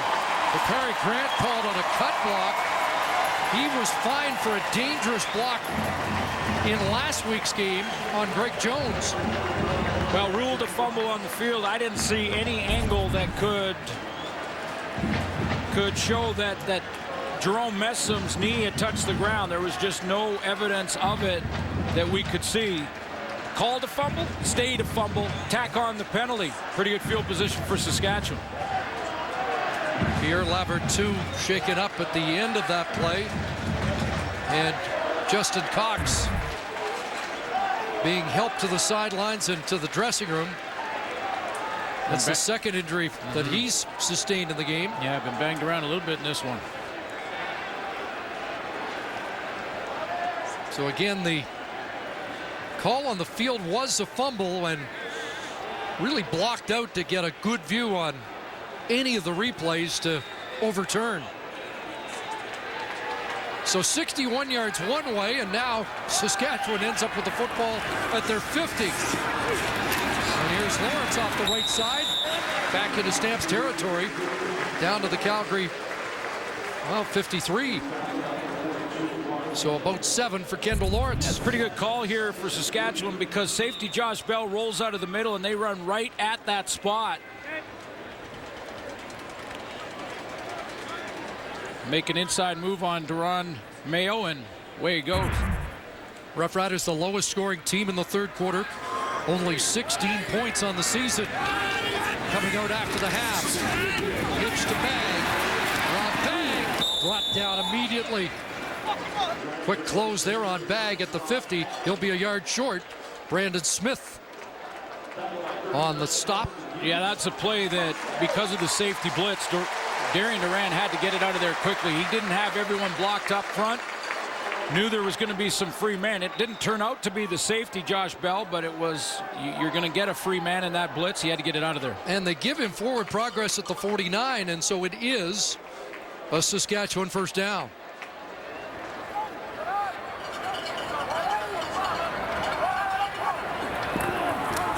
And off again inside, and Kendall Lawrence dragged down by Taylor Reed, or Lawrence is still running. Yeah, and it may just be rushing touchdown number 2 for the Riders this season, because you're right. There's Taylor Reed right there in the middle. And Kendall Lawrence has a nice hole, wide open, one man there, and it's one-on-one with one defensive back behind him and lots of space either way. Maybe a touchdown-saving tackle by the middle linebacker. Second straight first down run of 7 yards for Lawrence. This time they give it back to him, wide open left side. Big hole, first down. Well, he's heard some criticism in his start here in Saskatchewan. But Kendall Lawrence is starting to warm up. Well, he has, and Chris Jones has been searching for that starting tailback. There's been a few that have already gone through the roster for Saskatchewan. Kendall Lawrence, the latest, last couple of games, had just 10 rushes coming in, but getting more involved in this one. 14 for Lawrence. 41 yards in the game. And Durant, the keeper, straight ahead, but he fumbles, picked off by Joe Burnett, and Calgary gets it back. Well, they trade fumbles here in the third quarter.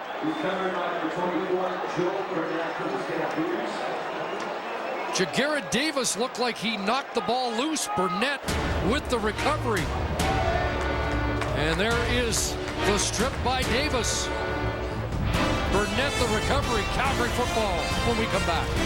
Winnipeg's the leaders right now, I agree. but we'll wait and get the returns poundage-wise today here in Saskatchewan. Big forced fumble there with the Riders in scoring range by Jagarrett Davis.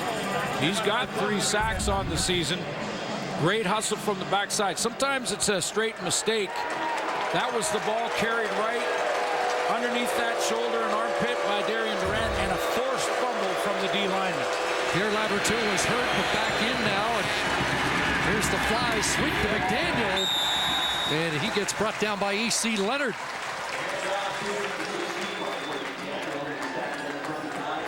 Two minutes left in this third quarter. It's been a more interesting second half so far. Been tracking how much A.C. Leonard plays alongside of Jonathan Newsom and Justin Capicotti. And with the 3 in the first half, they rotated almost equally, 16 plays apiece. And then the last few downs, all 3 were on the field. They're all on the field right now. Capicotti lined up at that far end. Mitchell got a lot of time. And downfield, jump ball, intercepted.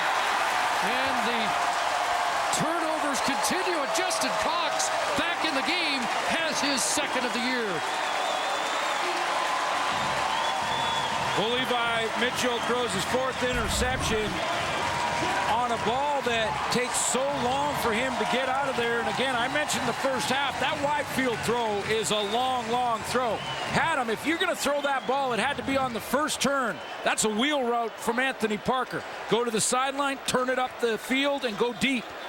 But that took way too long for Mitchell to get it to him, and Justin Cox has his second. Boy, it looked like he might be done for the day, but makes a big play here in the late stages of the third quarter. 5 receivers for Durant. More pressure. Steps up. Takes off. And is down at the 50-yard line. Let's check in with Lee Jones.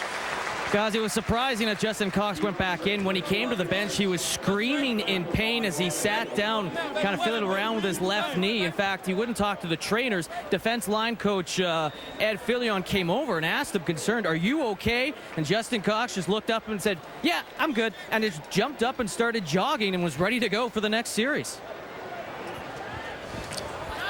Quick recuperative powers.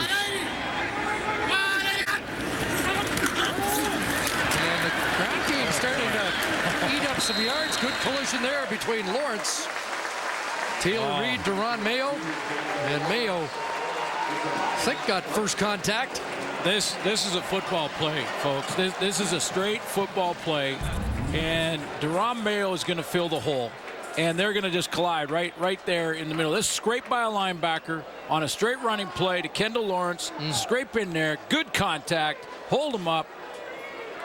Both guys successful on that play. A few yards.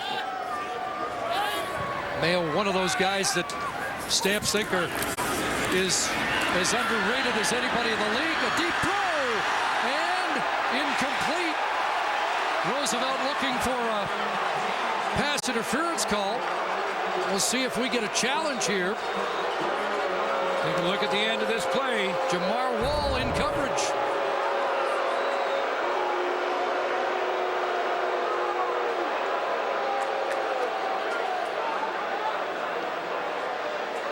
Final play of the third quarter.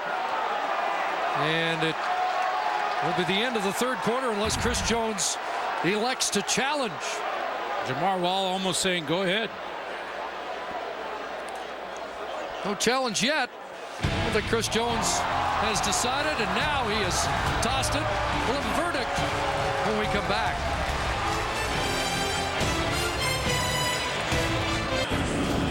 Chris Jones took a long time before electing to challenge this play.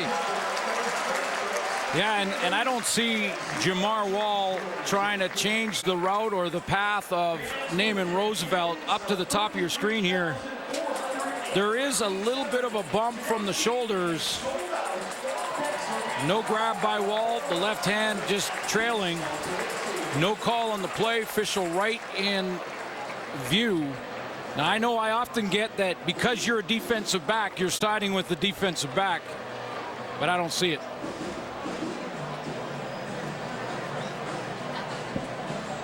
Taking a long look at it. Guess the question is, with that hand on the back, was there enough to create a push that sent Roosevelt to the turf or not?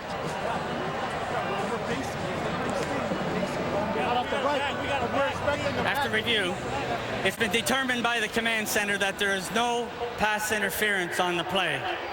It will be second down, Saskatchewan.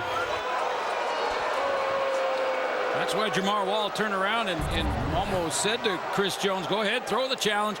You know, the backhand doesn't really grab Naaman Roosevelt here. He's just looking at the football, trying to play the football, backhand hanging on the, just dragging that behind him. I didn't see any interference there either.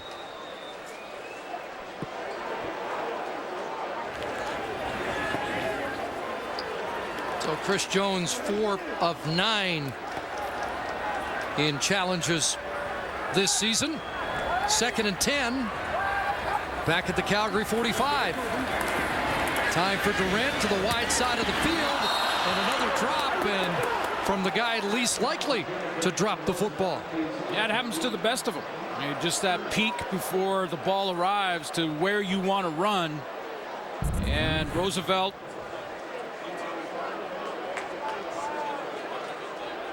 three receiver to 4 receivers to the field, and he just took a little peek. Watch how his head is headed to turn upfield quickly, and then up, forgot the ball.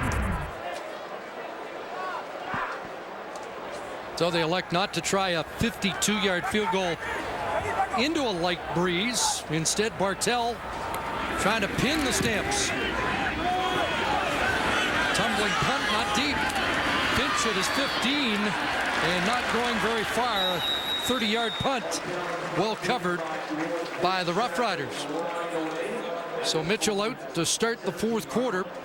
In the last 2 games, the Stampeders have outscored their opponents, BC and Saskatchewan, 38-7 in the final quarter.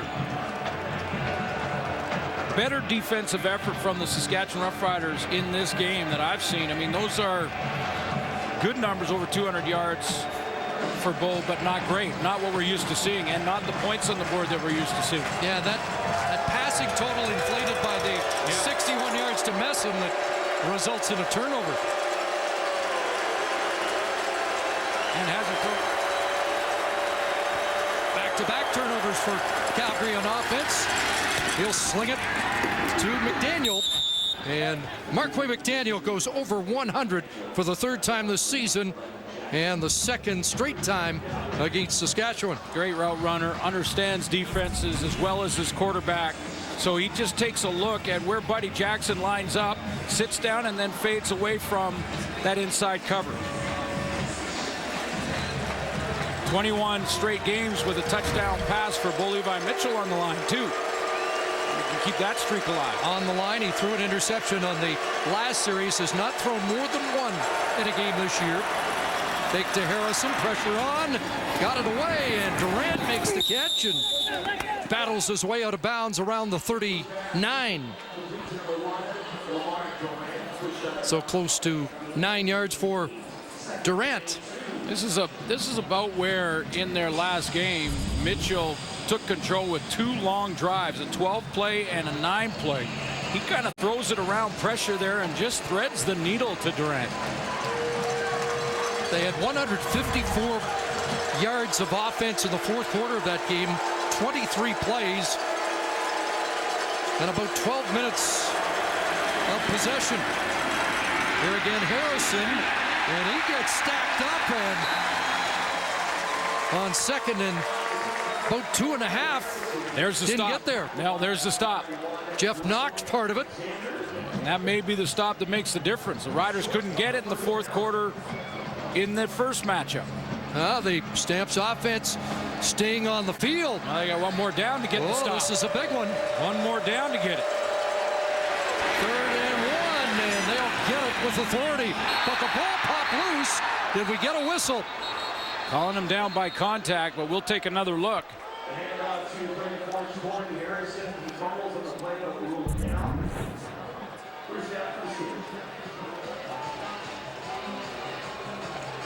Contact made there.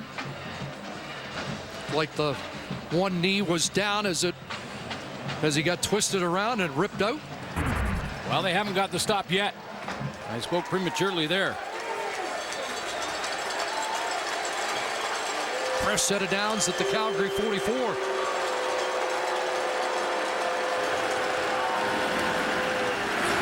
the middle. Pass caught, and Cote has his second grab. Interesting strategy there by Dave Dickinson. I don't know if you've noticed it, Chris, on the 3rd down play. Dickinson sent the punt team almost all the way on the field and then pulled them back and left the offense out there. Basically getting Saskatchewan to think about it and maybe not get lined up right, and then ran that quick running play for a first down. 2nd and short here, and they pound on the ground again for another first down and into Rough Rider territory. Well, we mentioned last week it was sustained offense and 72 rushing yards for Jerome Messam.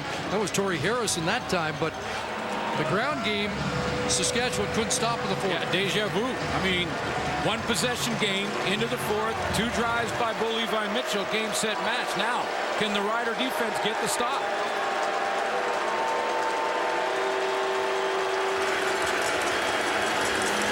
First and 10, pressure on, pass dumped off and incomplete. Bobbling it was Harrison and almost grabbed there by Newsom.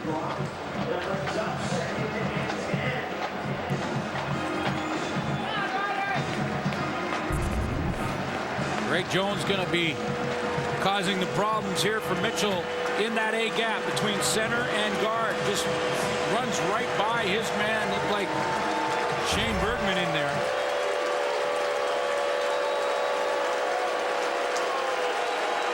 Well, McDaniel's been the favorite target on 2nd down. 8th play of the drive for the Stampeders.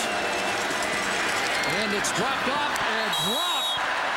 Simon Charbonneau-Campo continues the Calgary drops in this game.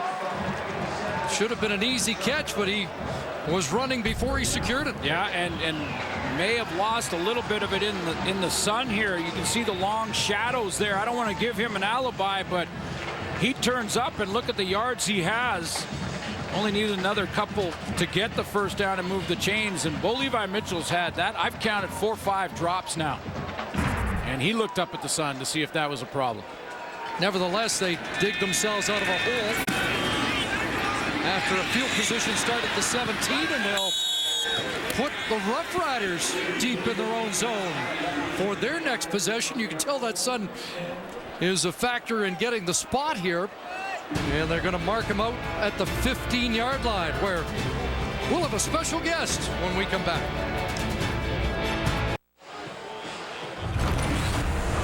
In the farewell year at Mosaic. They're honoring the teams of the 80s and no bigger than the 1989 winners, thanks to this game-winning field goal from Dave Ridgway out of the hole, as we like to call it at TSN. I'm not Bob Poley, but there's the holder, Glenn Suter. There's the kicker, the robo-kicker, Dave Ridgway. Great to see you, Dave, and some great memories coming back here, I'm sure. It really was. It was actually quite emotional down on the sideline, reuniting with Bobby out there and Glenn. And, you know, it was an exciting time in all of our lives, and it's always wonderful to get back here. Now, Dave, we've got a lot of mileage off that kick, and a lot of people continue to talk about it, which never gets old, I know, but there were a lot of great leaders on that football team that maybe don't get mentioned all the time when we talk about that year. Yeah, I think, you know, when you just look at the defense with guys like Bobby J and you look at Chuck Klingbeil and Eddie Lowe and those kind of guys, I mean, they were all great football players, and everybody stepped up in that game, defense, offense, and special teams. Yeah, they played highlights during halftime, and you saw Elgard touchdown, Fairholm touchdown, Narcisse touchdown, Mark Guy with a couple of clutch catches to get into Dave Ridgway territory, and everybody had to contribute. You know, I don't think we knew it at that time when we were a team. I don't think we really realized how many great players. There's a big play for Ricky Collins to get Saskatchewan out of a bit of a hole and a big first down. No, I mean, we had an awful lot of talent on that team, and again, when you look at some of the guys that have gone in the Hall of Fame since, I mean, there really was a lot of talent. We were just coming together as a team. Give us a couple of your personal memories, because this is the last year of Mosaic Stadium. For us, it was Taylor Field, but just a couple of your memories and what it meant to play here. You know, again, well, you probably remember all the way back to when this was like playing on a parking lot when the turf was not very good. Yes, and, of course, I never got knocked down very much. But, you know, I mean, I remember back to that. But we've also always had great fan support here. Well, at halftime, they brought out U3. Thought we were going to get a reenactment, but Bob Poley's way smarter than that. You know, the funny thing is, when we were down on the sideline, Glenn came down and he said, "Don't snap the ball. Don't snap the ball. Don't snap the ball." So, and, you know, there's no way we could do it. We're all old guys now. You got that right. You only had to make it once, and that you did.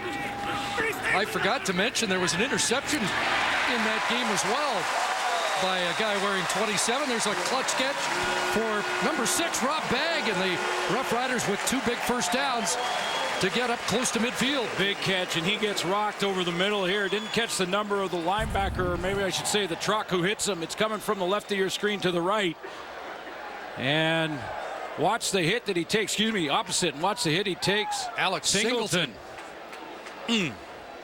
How about the new field that they're moving into? You know, it's beautiful. We drove by it in the dark, and the first thing I said, it looks like it should be in the center of Los Angeles. Yeah, I mean, that is how beautiful that stadium is. So we're hoping to be back next year when they christen the new ballpark, but there are a lot of memories in this ballpark, and you know, there's some sadness in seeing it go away. Yeah, absolutely. Mixed emotions. And I remember, like, when you tell the story, your record-long kick here at the time was against the wind. It was a strong wind, if I remember. I appreciate you saying that. I remember one time missing a field goal when we were playing with Jack Goddard, and I wanted to go to the opposition sideline out here. So. 2nd and 10 here. Durant under pressure, gets away, and he'll get dragged down. Ball popped loose, and he dug it back in, but it'll be 3rd down. One more Grey Cup highlight as we reflect back on '89, and how about that look, Dave? Yeah. Well, I can't say anything because I was wearing a mullet back in those days too. It was quite the moment, and I never for a second, Chris, doubted the fact that Robo Kicker, which was his nickname at the time because he was so automatic, would make that kick. Known as the kick, unless you work for TSN, and then it's known as the hold. I know. And if you talk to Poley, it's the snap. Bartell with the boot. And there's Finch on the return. Boy, this guy's dangerous. Flag comes down near the end of the play as Finch brings it back around the 35. Well, inseparable, in the memories of Rough Rider fans, Suter and Ridgway. Thanks to Dave Ridgway for being with us as they honor the 80s here in Saskatchewan. The CFL on TSN is brought to you by GMC. We are professional grade. Good football game. Calgary with the lead and the ball. And a penalty, a roughing penalty on Spencer Moore, brings it 15 yards further up. So the net after the punt, just 7 yards on the exchange. Stamp start at the 51 on their side of half. Mitchell checks it down to Messam. And he's tripped up on the play as the tackle's made by Corey Jones.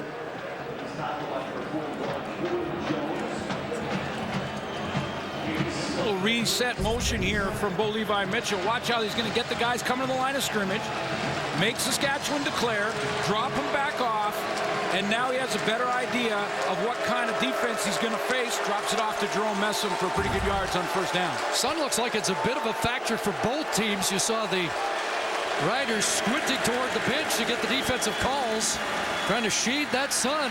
Pressure on Mitchell, and down he goes. Well, they get pressure at a key time, and Bo Levi Mitchell is dropped. Second sack for the Rough Riders in the game, just the 10th time. Mitchell's been sacked all season. And this is Irvin right in the middle. Capicotti's out there. Ivan Brown, three-man pressure, but it gets there. And you don't see that very often. The design of three-man pressure is to cover everyone down with the 9 defenders you have in the back end. And that's why Mitchell thought he had more time than he did. Third sack for Irvin on the season. First stop for him was in Calgary in the Canadian Football League. Langford on the run, fields that on the fly, and maybe save some valuable yards in the process. Under 5 minutes to go. Darian Durant, a touchdown away from the lead here at Mosaic. Breeder Stakes gets underway Sunday, August 21st. Coverage begins at 4:30 Eastern, 1:30 Pacific on TSN 1, 3, and 4. In for a finish here, but we have one more social note. Our statistician, Dave Moyer, celebrating his 65th birthday today. No, 55.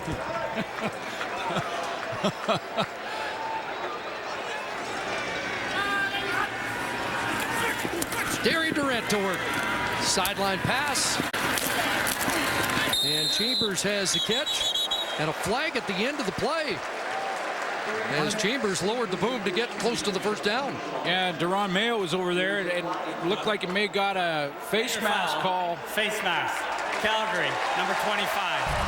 15 yards to the end of the play, automatic first down. Yeah, Tommy Campbell was the first guy closing, and Mayo came from the inside out to try and help on this tackle. But you see the hand on the face mask right there by Campbell. It wasn't Mayo, but Campbell, and will add on some yards.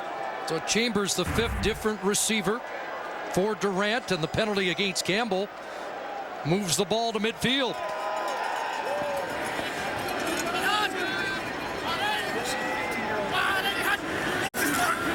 Five receivers. Lawrence releases. Another pass to that sideline, and this time it's Naaman Roosevelt with a catch, and almost 10. Often when you put your best receiver into that short side of the field, you're going to see the quarterback go over there. That's Naaman Roosevelt. No other receivers over there, so he can create some space and make it a one-on-one matchup on Tommy Campbell. Runs the comeback to the sideline, executes it to perfection.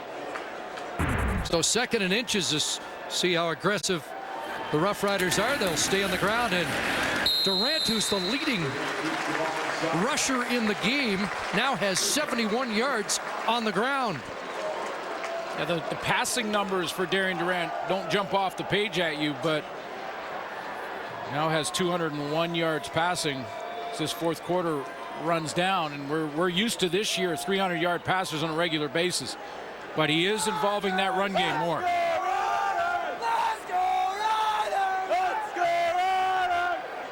Just 28 points for the Rough Riders, and the last 11 quarters, but a chance to take the lead here. Rob Baggs loose. And Baggs with a straight arm and then taken down as he and Jamar Wall get up and exchange words. The rivalry is alive and well. That was a little bit more than just your ordinary stiff arm.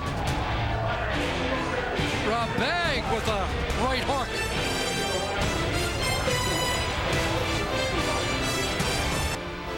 Coming up after this game, we'll head to BC Place in Vancouver. Zach Collaros making his first start of the season, first game since last September.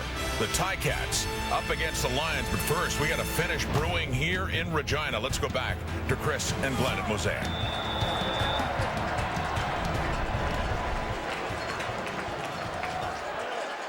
So in for a finish here first. From the 30, Durant takes a look, and now he's going to take off again. Trying to get to the edge, and he'll step out at the 28. Joe Burnett comes from back off in that secondary, almost that extended linebacker, tweener, and they're also, Calgary, going to send Taylor Reed on the blitz. Durant didn't like what he saw on the hot route. Maybe the receiver didn't see it and took off to pick up what he could. 4 games Durant had carried the ball 15 times this year. In this game, that's his 10th carry. So 2nd and 7. Huge play to try and keep this drive alive. 4 receivers wide side. Pressure coming. And Durant's in trouble. And Charleston Hughes wrestles him down. 2nd sack of the game for Hughes. His 5th of the year. Boy, he really gathered him up almost the way Durant, looking downfield, doesn't like what he sees. Again, the coverage real good in the back end for the Calgary Stampeders. Doesn't like it to the field side, pulls it down, and watch how Hughes gathers him up. Doesn't let him get that arm back up to throw. Decision here for Chris Jones, and he sends out the field goal unit because there's about 2.5 minutes to go. To get the stop, if you get a 2 and out, now you're just down by 3, but got to make this. Just a little pressure on the kid. Instead of gambling on 3rd and 11. And that adds to the equation. You've got a youngster in his first Canadian Football League game. And he hits the upright dead ball. Worst case scenario. So it remains a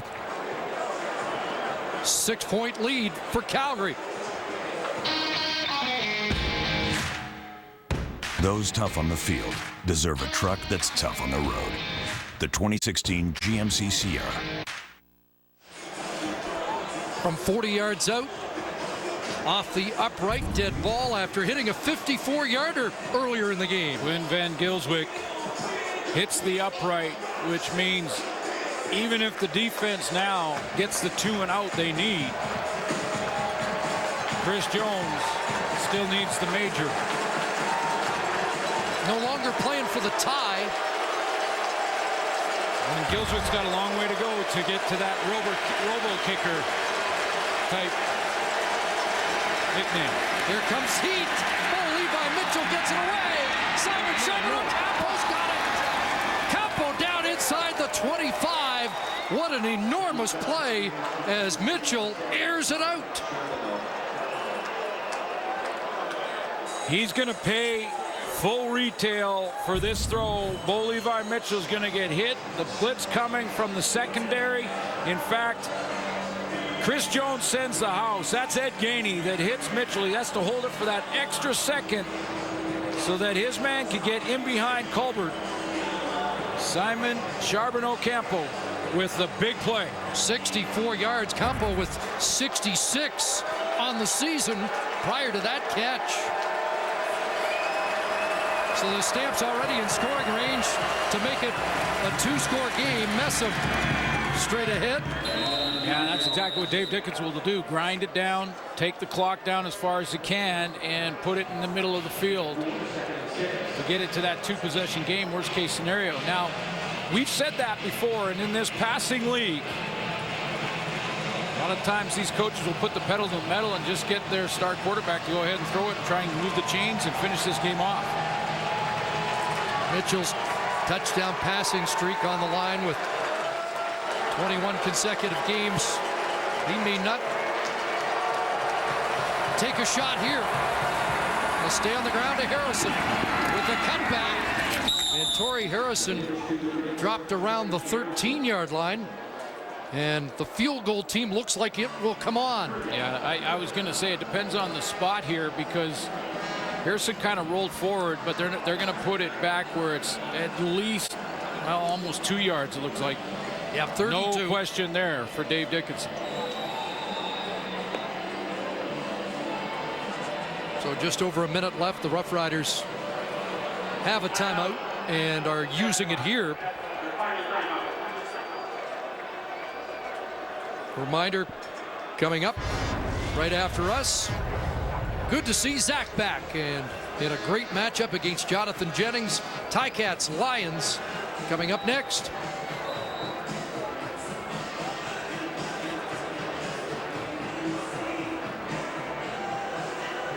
So Paredes out trying to make it a 2-score, 9-point lead. Perfect on the day, 19 consecutive. And this from 21 yards out. Up and through. And it's a 9-point Calgary lead. Late penalty flags after the play too, Chris.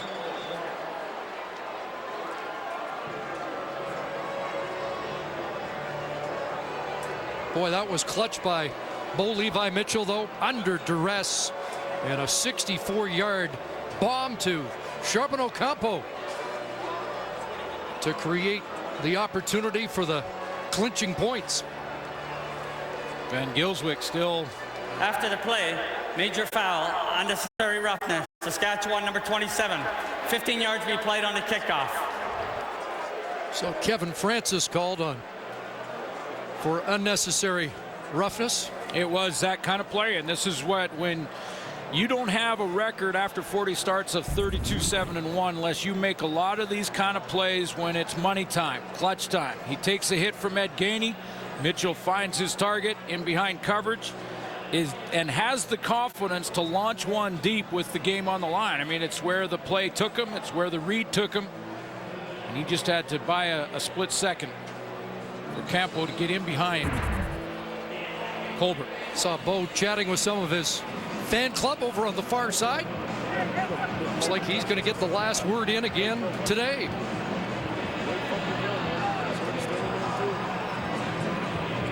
New this year, both sidelines, they have the iPads to look over the previous plays and the all 24 look.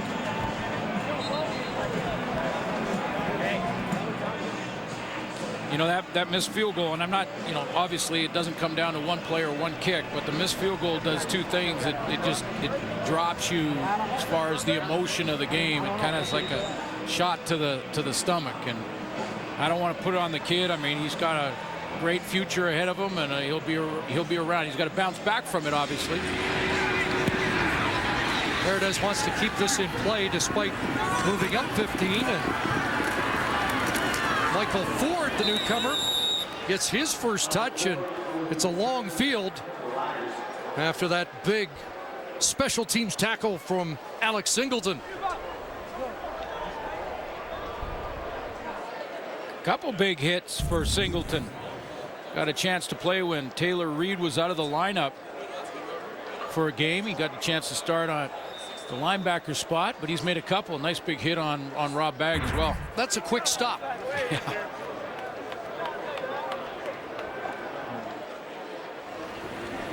So the worst field position start of the day from the 13. Durant to the sidelines. There's Chambers with a catch. And brought down by Shaquille Richardson. Extra DB in, and this final minute. So second and a couple. And again, the Roughriders without a timeout. Near sideline, there's the catch by Stanford. Trying to get out of bounds, and they're not going to let him. And holding him up to take a few more seconds off the clock. That's exactly what Jamar Wall and like Tommy Campbell as well did on that play. Maybe the best defensive effort of the season for the Roughriders, but Calgary looks like they're going to find a way once again and extend this unbeaten streak. Chambers a catch, and he'll get out with 21 on the clock. Yeah, I think the most impressive, I talked about it off the top, but the most impressive part of this defense for Calgary is their secondary. Their back end's a nice mix of veterans and a couple of new guys, but new guys like Tommy Campbell that have that NFL resume as well, and they've played in big games. They can lock you down. They give that front four a chance. And Ciante Evans looks like he's got a home on the other corner. Pressure on Durant, and he is finally wrestled down. Charleston Hughes just chucks up his 3rd sack of the game. The 9-year vet now has 78 in his career. And just doubled his 2016 total. And they're rushing 3. Even though they're rushing 3, it still comes down to a one-on-one with the end and the tackle. Should be the final play of the game. And a catch at midfield with zeros on the clock. And this game is in the books. That big play by Bo Levi Mitchell late to put it away. The Nissan Titan player of the game is brought to you by the Nissan Titan, official vehicle of the Canadian Football League. Now both defenses had their moments, but when they needed that first down catch to move the chains, the Calgary Stampeders went to the veteran Marquay McDaniel, who in back-to-back games now against the Riders has been over 100 yards in both. So McDaniel, the player of the game, in what was a hard-fought defensive struggle. And the Stampeders prevail, go to 5-1-1. Roughriders now 1-6 as we join Rod Smith. Thank you, Chris. Back inside our studio, along with Jock Klein and Milt Stegall. Isn't it interesting? Marquay McDaniel had 8 catches for 110 yards tonight. You know what he had a week ago against Saskatchewan? 8 catches for 110 yards. If that's not consistency, I don't know what is. Chris also talked about it, Milt. I mean, Saskatchewan's defense largely doing its job, but just not getting enough production for the offense. Yeah, and this is a team sport. You lose as a team, but that defense, they did their job. They played well enough for these Roughriders to win the game. I think Chris Jones will finally say, I'm seeing a Chris Jones type defense. They did everything they needed to do. They forced interceptions. They had fumbles. They pressured the quarterback. They did everything they could possibly do to help this team win. But offensively, once again, they're struggling. They had 10 points today, so that's 28 points in a 3-game total. That should be your 1-game total. They're not getting it done offensively. They have to find a way to put a total team effort together. They also struggle with their special team play, but that defense, once they're in their meetings, they'll be having their heads up high because they did their part. Of course, this is a team sport. They want to win as a team, but that defense did well enough to win today. Talk about ultimately getting the job done. We wondered about Bo Levi Mitchell, how he'd be affected with the whole fine business and his Twitter and everything else. He did silence the crowd with that big play at the end of the game to Charbonneau Campo. If people are trying to figure out why this guy wins over 80% of the time, if they're trying to figure out why this guy consistently can just stick the dagger in you every single time, it's that big play that tells you why. I mean, this is cover 0, and you have to have nerves of steel to pull this off. I mean, what he's seeing right now is he's seeing an all-up blitz coming. He's gonna get 7-man rush here, and this is a situation where he's now looking, okay, do I just play it safe and dump it off, or do I take my deep route because I know I've got cover 0? And this is 1st and 10. I mean, the prevailing wisdom says, let's just dump it down to someone real quick and play it safe. And he launches it down the field. Why? Because when it's cover 0, there is no tougher pattern to cover for a defender than this. The seam route on Colbert, 2nd-year guy, and he doesn't hesitate, and he understands where that extra guy is coming from. He knows he's going to take a hit. At the snap of the ball, he understands that. But he knows he's going to have just enough time to hit that deep throw. He puts it right on the money, and that's the ball game right there. That's it. And I love the fact that they have a quarterback who's going to do that in that situation, because I guarantee you the majority of quarterbacks in this league, in that situation, would not throw that football. They're going to be safe. Game of inches. That defender gets there a millisecond sooner. He not only causes a sack, he may force a fumble. But Bo Levi Mitchell, he understands how much time he has. He understands that clock is going off. I need to get rid of the ball. He makes a big throw, and that's pretty much the game right there. And a great job by Carbonell Chicampo as well. I mean, he recognizes the defense as well. So it's not just a quarterback, right? I mean, you need protection there. You need a receiver to make the play, and they've got that. And that's why Calgary is so successful so often. They've got a great team chemistry going. So the Stamps have won 4 straight. They win the season series, sweeping Saskatchewan. These two teams do not meet again. Of course, kind of a tumultuous week for the Riders. I mean, it didn't start with a tweet by Bo Levi Mitchell. Look at this afterwards, an exchange between two guys who know each other very well, Dave Dickinson and Chris Jones. And Dave's brother Craig on the staff with Chris Jones and the Roughriders. So they do have a history, but there's some frustration there, quite obviously. And as mentioned, I'm not suggesting it has anything to do with earlier this week, but it was a tweet by Bo Levi Mitchell kind of elevating the profile. Can I tell you what he was saying? You need to control your players there. You know that, don't you? You need to control your players. Well, that's what he's telling them. But, Bo Levi Mitchell, I love it. I love it. I love it. Like I tweeted out something. I said, this guy, he plays with a lot of passion. He talks a lot of smack, but he backs it up. Every single game he comes in there, he wants you to be mad at him. He wants the fans booing him because he knows that's going to motivate him. I mean, I'd love to know what was said in that little exchange right there. You can tell Dickinson is not the least bit impressed by the fact that he's taken this opportunity in the post-game handshake to lean into him.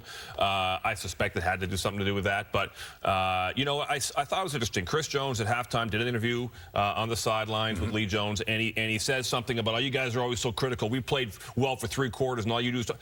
They got blown out in Calgary. What does he expect? He wants credit because his team played well for 3 quarters? Right. And here's another situation. They played well for 57 minutes. But you lost the game. But you still lost the football game, and this is a game where you get paid to win, period. That's all that matters. And then to go up and do that to Dickinson after the game, you take your lumps, you go back to the drawing board, X's and O's, and get it done next week. Bottom line, a lot expected out of Chris Jones, and understandably because of all the success in Edmonton as a head coach, handed the keys to the organization. The fine's a big story this week, and the record, bottom line, you got to win. He knows that, and they are off to a 1-6 start. Game 2 of our doubleheader is coming up here on TSN. They need to understand what happens when you poke the bear. 2nd and 10. Back to the sidelines, incomplete. He throws downfield, and Craig Wilson drops another. I've counted 4 or 5 drops now. This is a football play, folks. This is a straight football play. On the goal line, they give it to Messam, and it's a touchdown.